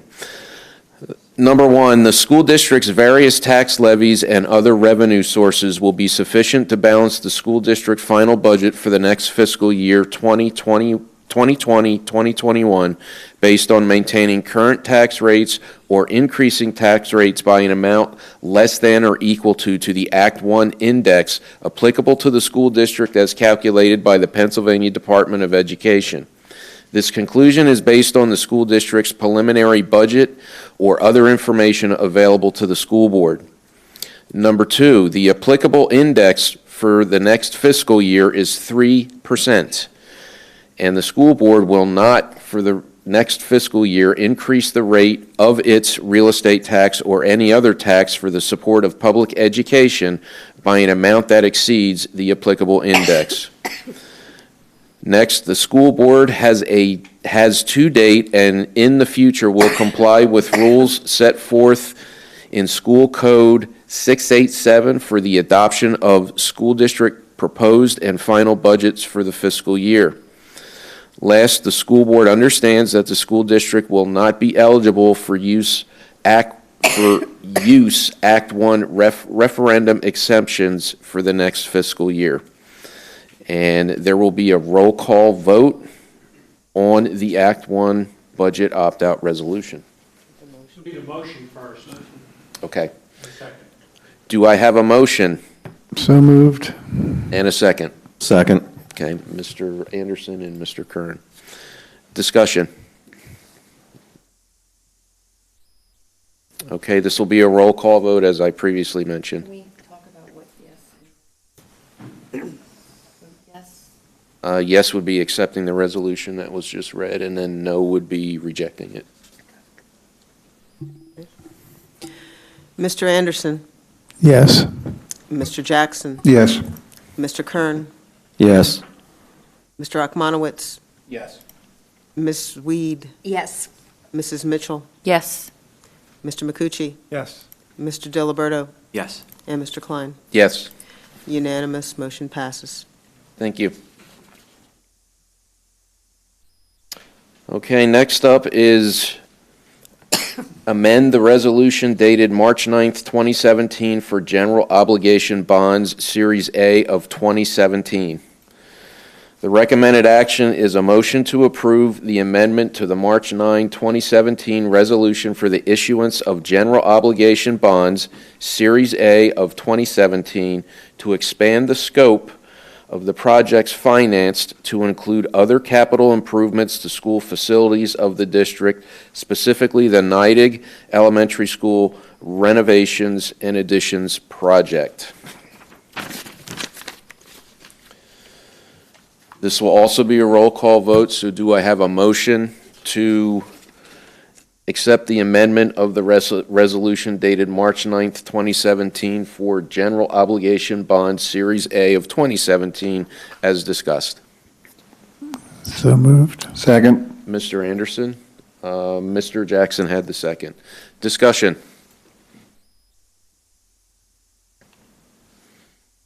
Okay, seeing nobody wanting to discuss it, let's move on to the roll call vote. Mr. Anderson, Yes. Mr. Jackson, Yes. Mr. Kern, Yes. Mr. Akmanowitz, No. Ms. Weed, Yes. Mrs. Mitchell, Yes. Mr. McCucci, Yes. Mr. Diliberto, Yes. and Mr. Klein. Yes. Motion passes 8 yes, 1 no. Okay. If- Yes, sir. Before we move on, if Jamie's here in the audience, if there's any questions from the board members, she was here 2 weeks ago for the finance meeting to talk about this in case the board has questions before she hits the road. Okay. Does anybody have any questions? So it would make you feel that your drive wasn't that a waste? Maybe you can just I mean, we should have done this before we voted. Well, but yeah. Go Well, ahead. there is and- another and bond- Tell us what you told the finance committee. There's another bond discussion on the fiscal consent agenda. Is Jamie here for that as well, or was she just here for this vote? She's really here for the next one, to be honest. That's what I with you. thought. Yeah, yeah. You have time for the question.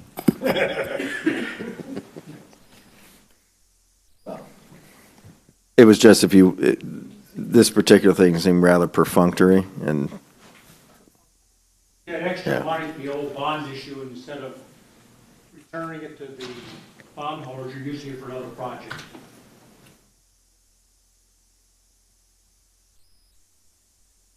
Took it out of the right pocket, put it in the left. Yep. Back to plan. Okay. If there's no other questions, we'll move on to the fiscal consent agenda. Okay, first up on the fiscal consent agenda is approval of the September 2019 bills list. Next would be to approve the preliminary treasurer's report for June 2019. Also approve the proceeding of the third round bond issuance. Next is a series of 2012 parameters resolution. And then we vote on all of that. So I guess we'll need a motion to accept tonight's fiscal consent agenda as presented. So moved. Okay, Mr. Jackson, and seconded by Mrs. Mitchell. Discussion.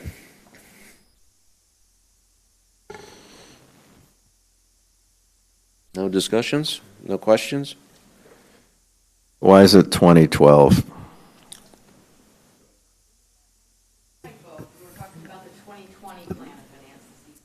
Yeah, so that's actually a typo.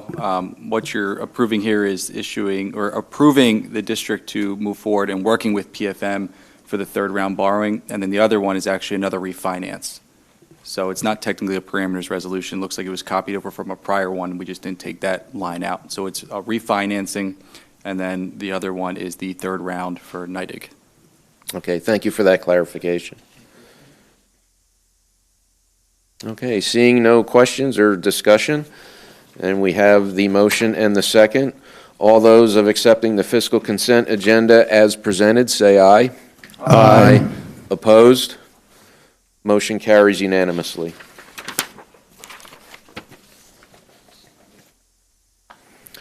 Okay, next brings us the public comment on the facilities consent agenda. Seeing no public comment, we'll move to the facilities consent agenda. A is to approve the capital improvement plan for 2019-2020. B is the change order for the Nidec Elementary renovation and addition project.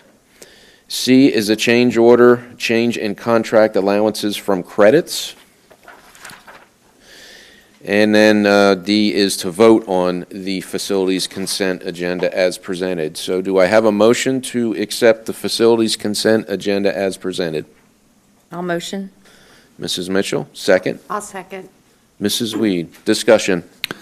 Discussion on the capital improvement plan, the list of the $1 million projects that we're going to do, that Dewey has presented for us. I guess the chart's from Dewey, correct?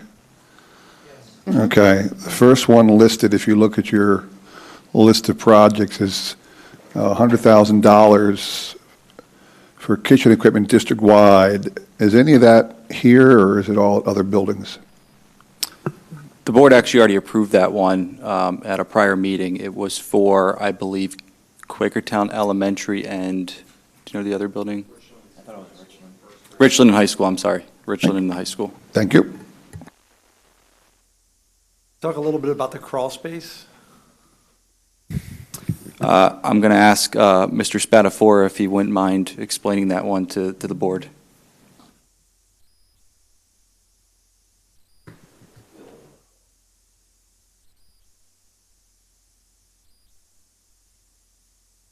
Evening. Evening. So for board members that were not at, or was not at the facilities, the committee meeting that we presented this at, during some of the construction work for the underground sanitary and piping that's going on in the crawl space under the existing building, we encountered deteriorated concrete encased rebar bar joists. That's what supports the first floor, the gym, the main entrance, and down what we call the D corridor. So we have 59 locations where these joists are failing.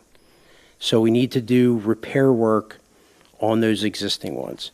So we work with the contractor and the design team to come up with a fix so we could get in there, support the floor, maintain access for future, because that crawl space is a mud floor, it's damp, so we'd like to at least get down there. We've also incorporated in the original design venting of that space, which was not there before, so we can hopefully eliminate some of those problems in the future.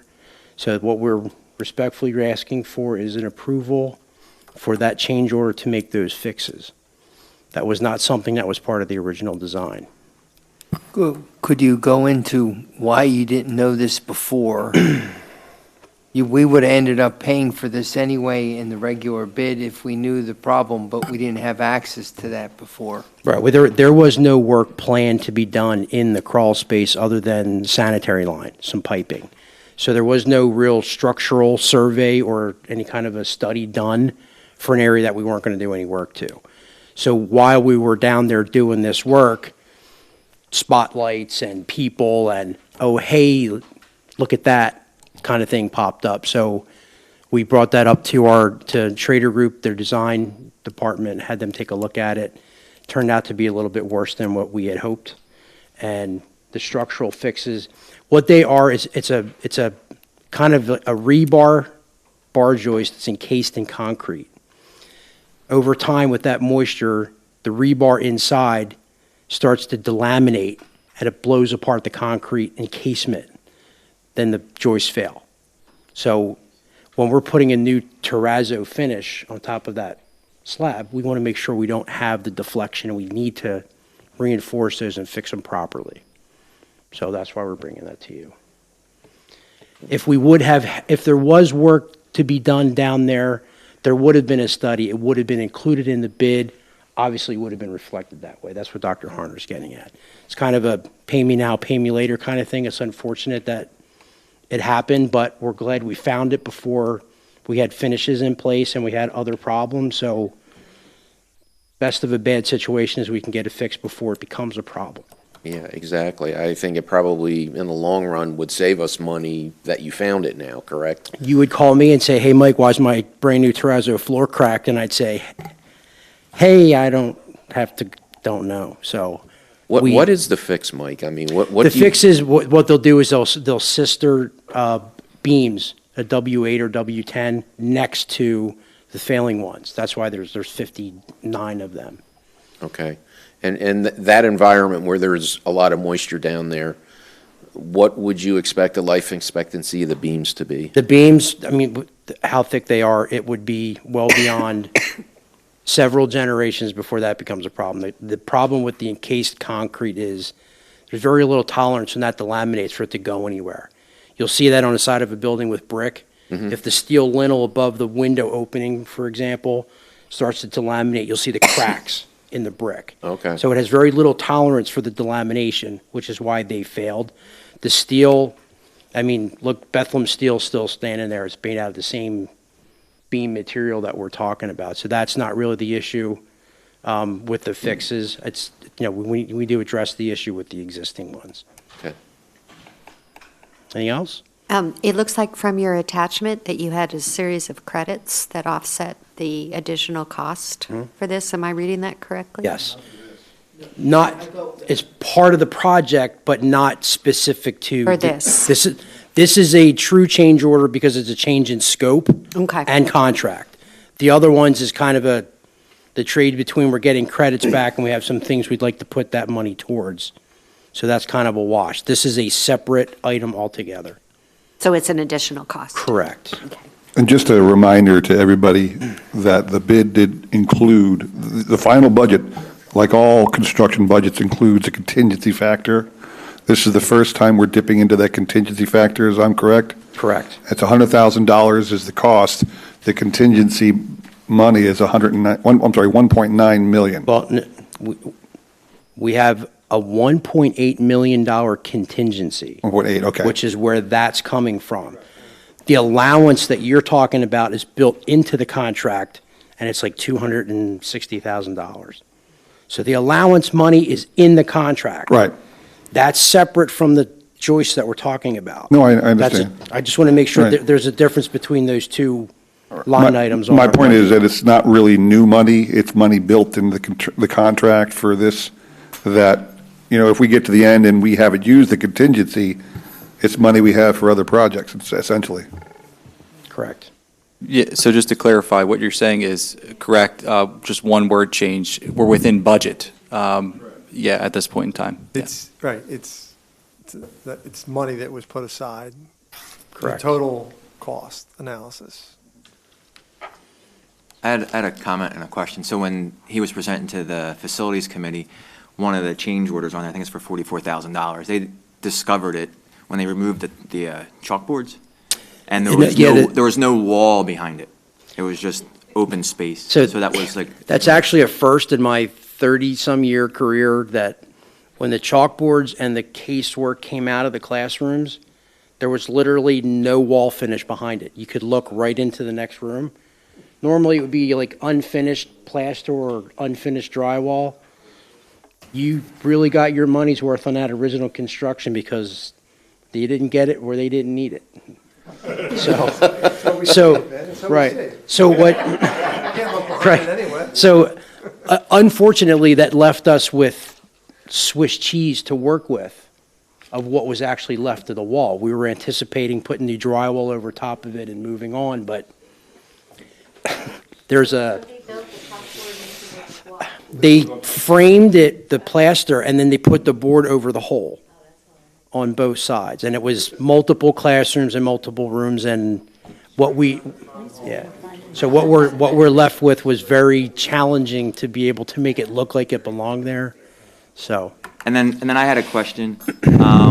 On item A, I understand the cover letter and the capital improvement recommendations for year one. Why are yours 2 through 5 on there? Are we approving that to go out to bid tonight?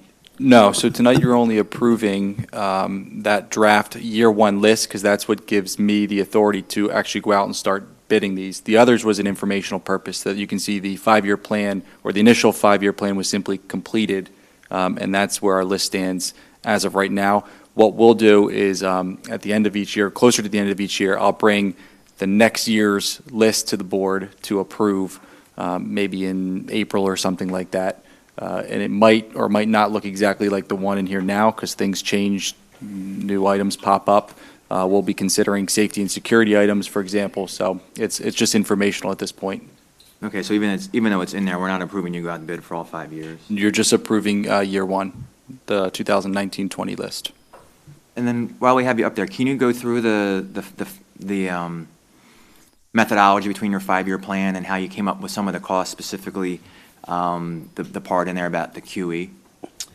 QE specifically, or in general? Well, talk about what you did, and So then And, I mean, there's a binder that's Sure. is So almost what's- as thick as a physics right. book. So to elaborate a little bit on what Caitlin had mentioned and when she gave her report, we went through and did surveys of all your buildings, identified deficiencies or items at all the buildings that need to be addressed, whether it's a repair, replacement, or a need. They get put onto a list, and we put them through what's called a priority matrix. It does magic with the calculations, and it assigns a priority.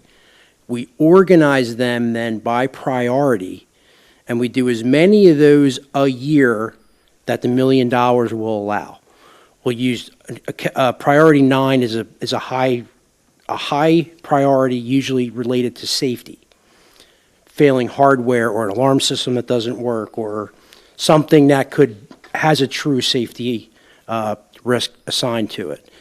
So we'll go through this and we'll work our way from the 9s to the 8s over the years. It self-generates the plan over however many years your budget will allow. So if you put the $1 million cap, it'll take you longer to get through all those items. If you had a $5 million a year, you could get rid of all the high-end ones. So that's the basic functionality of how we put the plan together. So there are a lot of spreadsheets per building for all these items, and that's how we put that together. So in doing that, we got to the point of QE. QE, as everyone knows, it's an aging building. There's a lot of improvements that building needs, not only to bring it up to code or the equity with the other elementary schools, but there's been talk as far as what its future use will be. Before I recommend to you, hey, we need to go and replace all the casework, if the following year you're planning on not using it as an elementary school anymore, that's not money well spent. We want to make sure that we don't misspend the money if we know ahead of time. So this is where the long-term planning is a benefit with the plan that we're putting together. That decision is the board's, but it's my responsibility to bring to you, hey, there's infrastructure needs at that building. The wiring, the alarm systems, the access control, everything that building does not have. If you're going to approve those projects, that's great, but you're kind of pigeonholing yourself into keeping that a school. If there's talk about moving whatever the plans are, we need to flush them out or at least start the process of evaluating whether or not it's going to be a school or another use building. So we're bringing that to you guys as this is a conversation that we should have sooner or later before any of those projects get approved for that building. Right. So we just want to make sure your money's going in the right way. And then specifically, in the facilities meeting, you had said you came up with a number for QE. So it was based more on a square footage of. Right. So what we did was we put it. That would be a very long list of items for that building. Everything in there needs to either be redone, replaced. We took the square foot number for the renovated and new areas from NIDIG and assigned it to the square footage of that building if that's the decision the district wanted to make to renovate that building. Here's what it could look like cost-wise to renovate that building. But again, that is based on decisions that you guys are going to make for that building. And that number is just based on an assumption, based on square footage. Right, there is no design, there is no any detail to that other than a square foot cost. NIDIG was the newest one that we had. So we kind of take that square footage and against that number, and that's how we got to that. I think it was like $17 million-ish if we renovated that building. I thought your number was about 15 million for QE, and I think when when the Schrader Group did it 5 years ago for the facility study, it was about $11 million, and that brings it just up to code. And when you bring it up to code, we get about 50 less classroom seats in it. So then you're going down to 1.5 classes per grade, which is kind of, for those who've been around a long time, Haycock Elementary School was one classroom per grade, and then you had the same overhead with the principal, secretaries, facilities, and all that kind of stuff. So what we talked about in facilities and the finance committee meetings over the last 2 months is things getting back to the philosophy discussion. What is your philosophy and your priorities? Because we have start times as a discussion. For example, if we go to a two-tiered system in start times, that's $600,000. If we go to an external contractor, it could cost us more to get more services for transportation. Next year's contract, just routine contractual agreement with the QCEA, it's about $900,000, correct? Oh, that's what it was this past year, I think. You put on top of that debt service. Our debt service for the next bond sale is $200,000. See, something. So you put all those together, what are your priorities and getting done? And QE needs a lot of work just to keep it going every year. It's Band-Aids and bubble gum. So that's what we need to get out of the board and its philosophy and what it wants to do. Do we need the facility for when we're done with NIDIC? Well, right next door in QE, this is just an example, right next on the other a couple blocks away is the freshman center, sixth grade center now, and they'll have enough room to put in all of the students at QE in there, plus the sixth grade students. Or you could put fifth and sixth grade in there and then spread everybody out. So you have all these options that will not impact program. It will not downsize our teaching strength. It will not downside our classroom class sizes that we've worked really hard to get to its lowest as ever, I believe, its lowest it's ever been for elementary school. But it gets us to save the overhead. And that overhead will then pay for your debt service here and your other priorities, contractual agreements. That's just something that's all tied into this document here. Thanks, I appreciate that clarification, because sometimes people will refer back to that number and say, well, how did it come in at 20 million when sitting here today we said it was like 15 million? Well, so, on that being on a square footage was. I'll always tell you, if you give me drawings, I'll give you a budget. But in this case, like that building doesn't have an elevator. In order to make the toilet rooms accessible, we can't take the footprint out of the building. We have to put an addition on. None of that is factored in. It's just to the square foot number. So until we have programming, design, it's a placeholder, is what it is. It's a swag. Based on similarity, that's all. Mm-hmm. It's not a real number engineered, it's just, yeah. Any other questions for Mr. Spatafora? Didn't we have the same thing, and we had a swag with the night renovation? Yeah, $10 million. I don't know, maybe in the very first one it might have been, yeah. So, yeah, what's the moral of that story? 10 million. And the other moral is it would have been wasteful to do any detailed work on something that we're not sure what we're going to do with. So, I don't care. The point is, yeah. A little. Yeah, but this is good. It's just a number. I think But it's got a scoreboard from like 1940 in there. We kind of, You mean a manual one? You have to put the numbers up? Or? pretty cool. Okay. The Sony don't want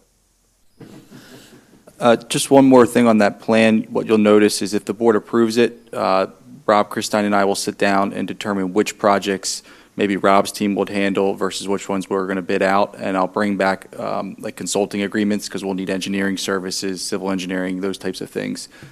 So we'll bring that back to you at a later point in time. Okay. Thank you. And that's built into the number. You'll see that at the bottom under that contingency. Thank you, Mr. Spatafora. Welcome. Thank you. Not bad for a Chevy guy. I do want to give a kudos to Rob's team. That new structure over at the behind the high school at the second turf field, I don't know what we call it. It looks great. It's great. Have you been out there? I actually used the bathrooms. They were fantastic. Yeah. So, sounds like maybe we should have a little road trip out there to go use the bathrooms. yeah, no, but it was cool. I was at a field hockey game there, bathrooms. They were selling stuff out of the snack stand there. So hopefully it gets good use for years to come. So, great job. Okay, moving on. We have a motion and a second on the facilities consent agenda. Are there any other comments or questions? Okay, all those in favor of accepting the facilities consent agenda as presented, say aye. Aye. Opposed? Motion carries unanimously. Next, we're going to move on to the public comment on the human resources items being presented for a vote tonight. Okay. Mrs. Mitchell's going to need to leave the meeting right now. She has a prior commitment that she needs to get to, so. All right, moving on. Next is the human resources consent agenda. A is the professional staff. B is the supervisory and technology staff. C is support staff. D is unit pay. Do I have a motion to accept the human resources consent agenda as presented? So moved. Mr. Akmanowitz, second? Second. Mrs. Weed, discussion.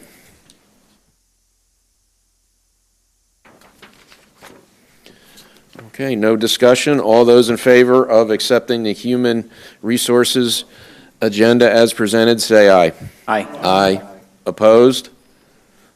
Motion carries unanimously. Next is public comment on policies and program items to be presented for a vote tonight. Wow, you guys are really quiet tonight.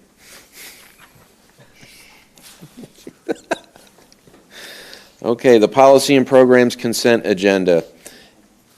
A is approve the contract between Woods Services, Inc. and Quakertown Community School District for student number 25571. B is to acknowledge the class of 2019.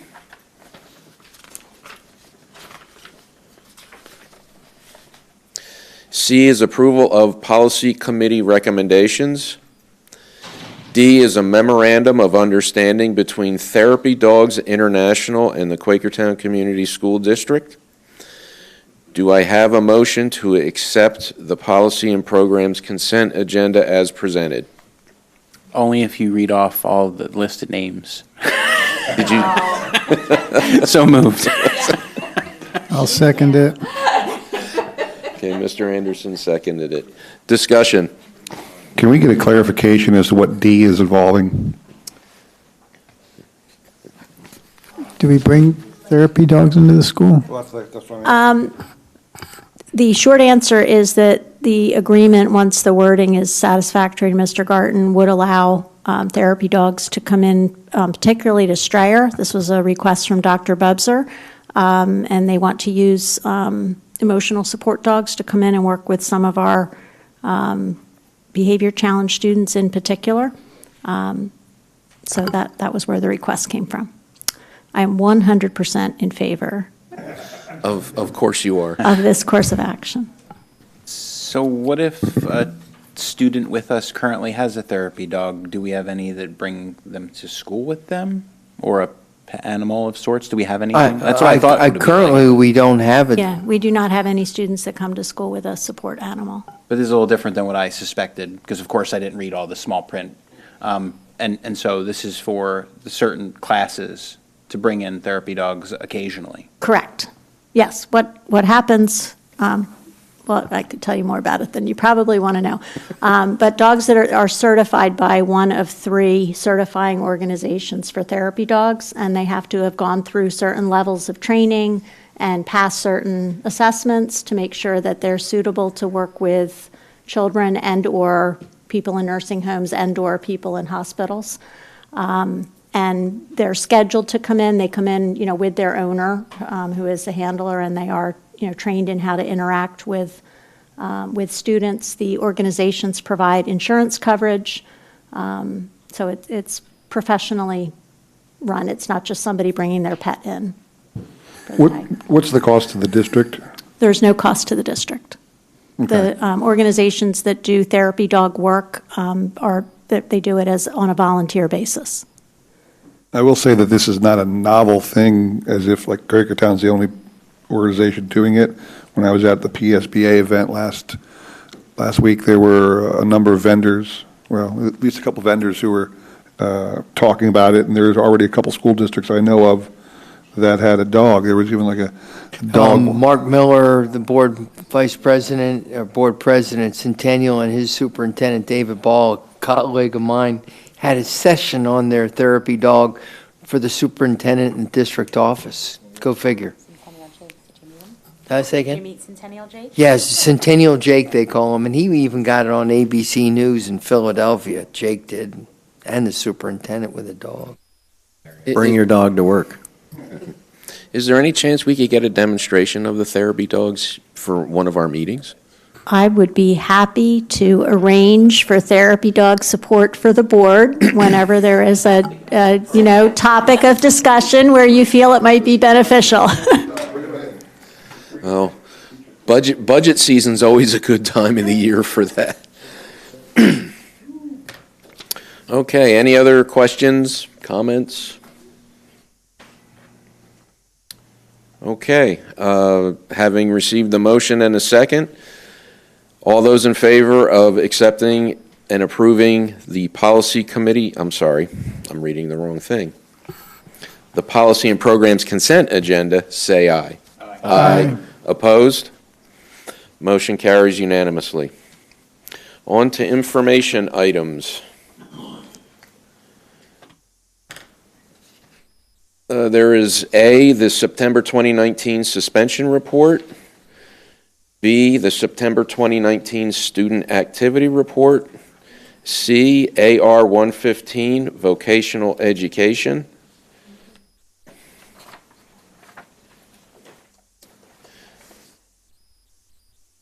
Right.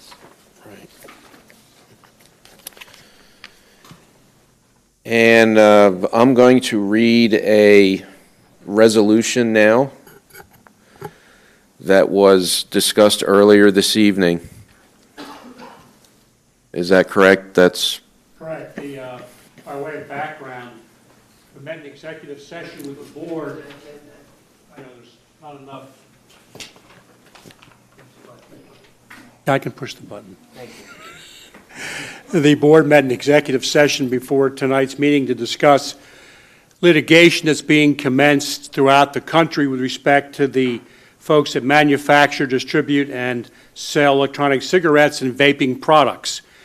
And by way of background, if you didn't know, the Surgeon General has issued an advisory with respect to e-cigarette use among youth, which emphasizes the importance of protecting our children and concluding, I quote, "We must take action now to protect the health of our nation's young people." In addition, the Surgeon General, besides all the other enumerated things in there, indicates that e-cigarette use among middle and high school students has increased 900% just during the 4-year period from 2011 to 2015, and that in 2018, more than 3.6 million youth were using e-cigarettes, including 1 in 5 high school students and 1 in 20 middle school students.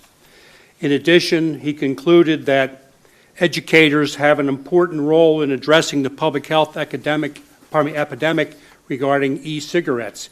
Furthermore, the former Commissioner of the United States Food and Drug Administration has said it's become an epidemic and that it's facilitating initiation into nicotine use and addiction by teens, and a blueprint could result from further consequences to our youth.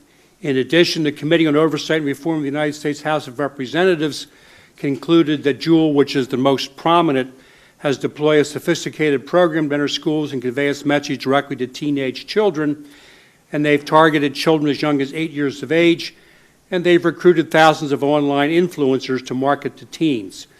Therefore, I think that it's clear that this district, as well as other districts in Bucks County and elsewhere, have seen the effect of this by virtue of health issues, additional supervision requirements, and other things that are enumerated in the resolution. And what the board is being asked to do is to adopt a resolution authorizing our firm, which we've done. We have one partner that does a lot of this national litigation, as well as another firm, Wagstaff and Cartmel, to initiate litigation with respect to holding responsible those folks that have done exactly what I said. There is no cost to the district. I want to make sure it's understood that depending upon the success, the district may in fact redeem some dollars to help with dealing with the vaping issue, and it may result in restraints on how they advertise to youth. So with that in mind, that was the topic of our discussion in the back room, and the resolution is what I just mentioned. Thank you, Mr. Garten. Now, therefore, be it resolved by Quakertown Community School District that Quakertown Community School District, Bucks County, Pennsylvania, authorizes the law firm of Begley, Carlin, and Mandio,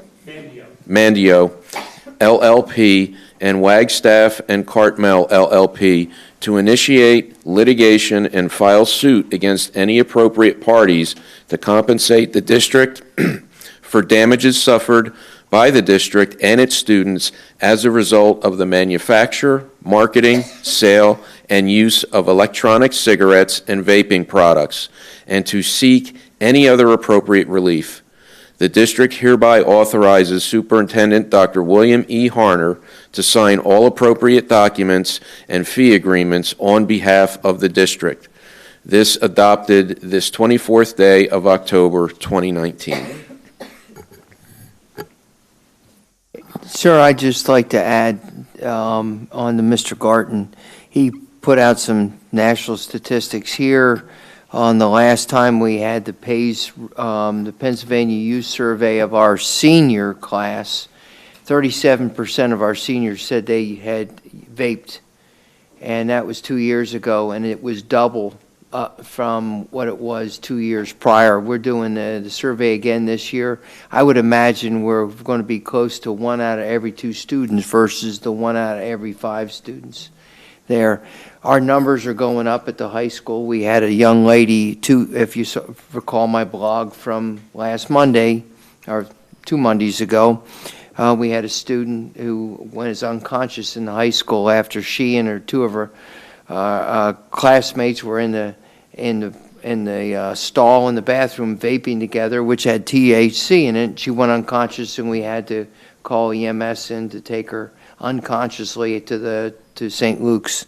It's a serious problem. It's a growing problem at the high school. Fortunately, I think Ms. Finnerty, who's our middle school principal, she's in the audience here.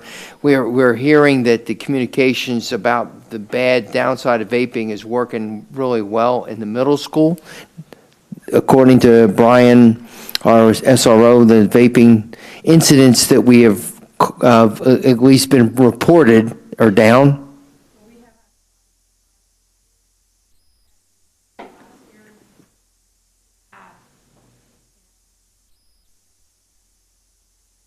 Okay. But I've done a lot of education here. I think Brian even gave a professional development to all the students on vaping. Our school police officer. So anyway, this is serious business.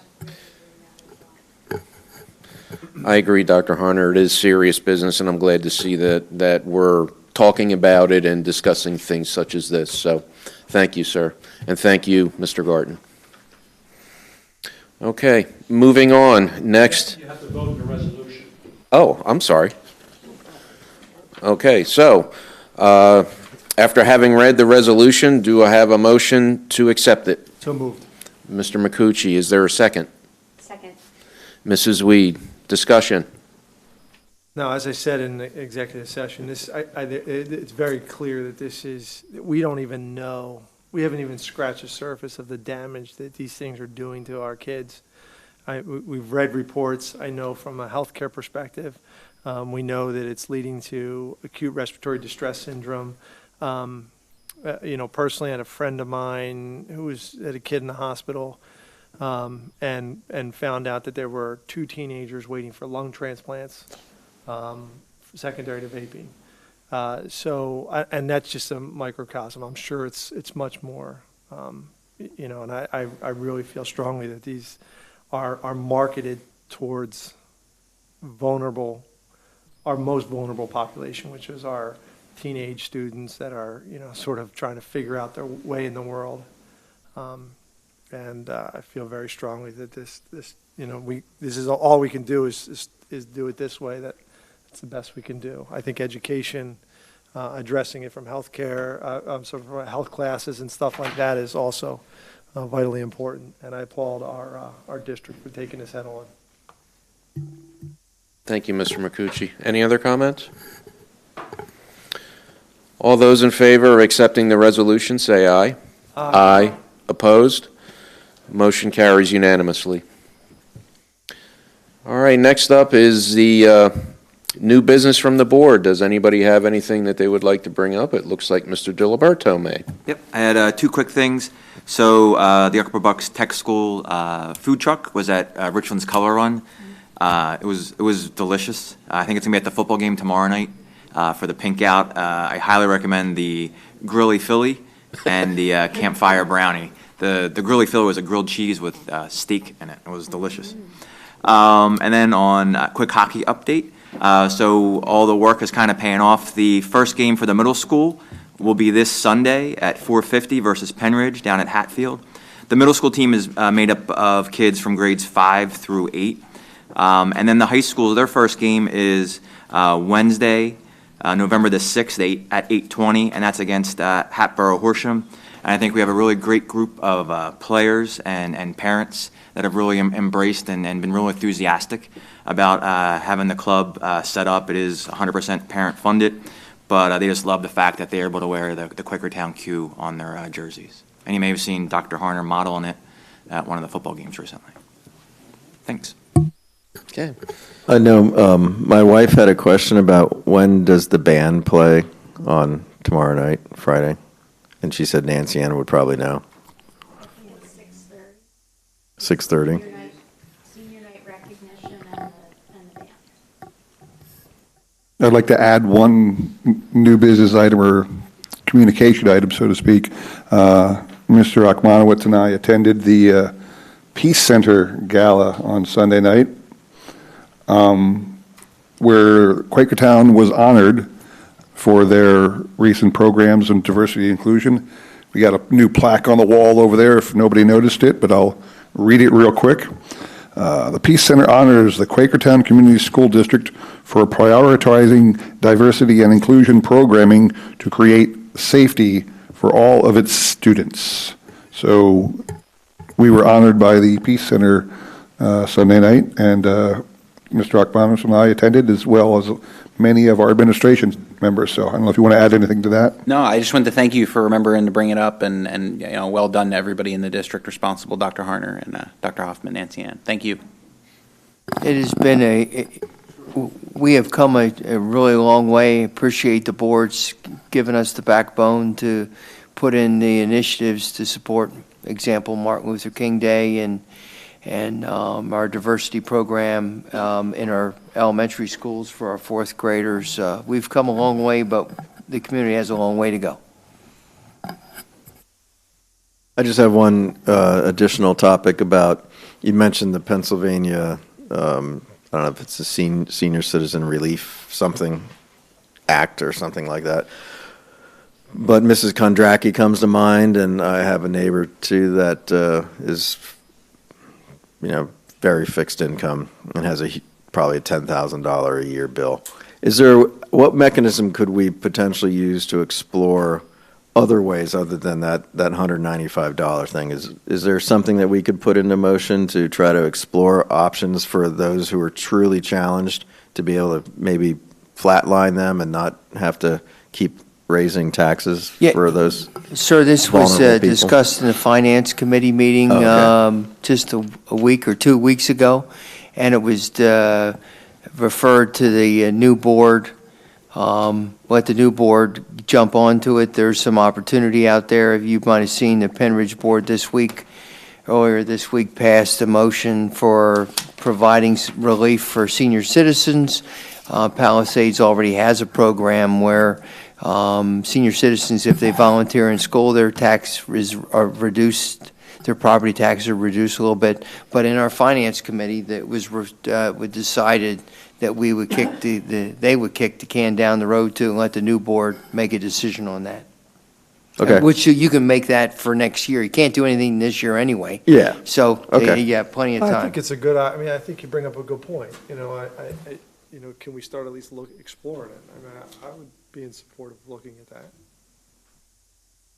We'll bring it back publicly next meeting because it's already been explored in the finance meeting. I mean, I don't know, I mean, I get we're not going to be able to do anything with it, but it would be good information to start having that discussion now. Yeah, at least start to see what the magnitude of the problem is. I know 2 people. There's probably more. But yeah.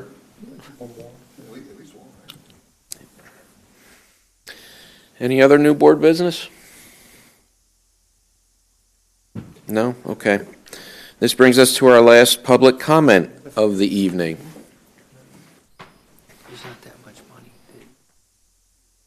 Okay. Seeing no public comment takers tonight, this brings us to dates for board members' calendars. On November 7th, 2019, at 6 p.m. is the Facilities Committee meeting in Board Caucus Room Number 3. On November 12th, 2019, at 7 p.m., there is the Goals Committee, Board Caucus Room Number 3, or Goals Committee. Did you like that, John? Okay. On November 14th, 2019, at 5:30 p.m. is the Education and Curriculum Committee meeting, Community Room A, followed at 7 by the work session regular voting meeting in the Community Room. On November 21st, 2019, at 6:30 p.m. is the Policy Committee meeting, Board Caucus Room Number 3. On December 5th, 2019, at 6 p.m. is the Facilities Committee meeting, Community Room A, followed again at 7 by the Reorganization meeting and regular voting meeting. And this brings us to Mr. Jackson's favorite part of the agenda, the adjournment. Do I have a motion to adjourn the meeting? So moved. Mr. Jackson, do I have a second? Mr. Kern, no discussion. This meeting is, oh, wait a minute, we have to vote. Aye. All in favor of adjourning the meeting, say aye. Aye. Aye. Opposed? This meeting is adjourned.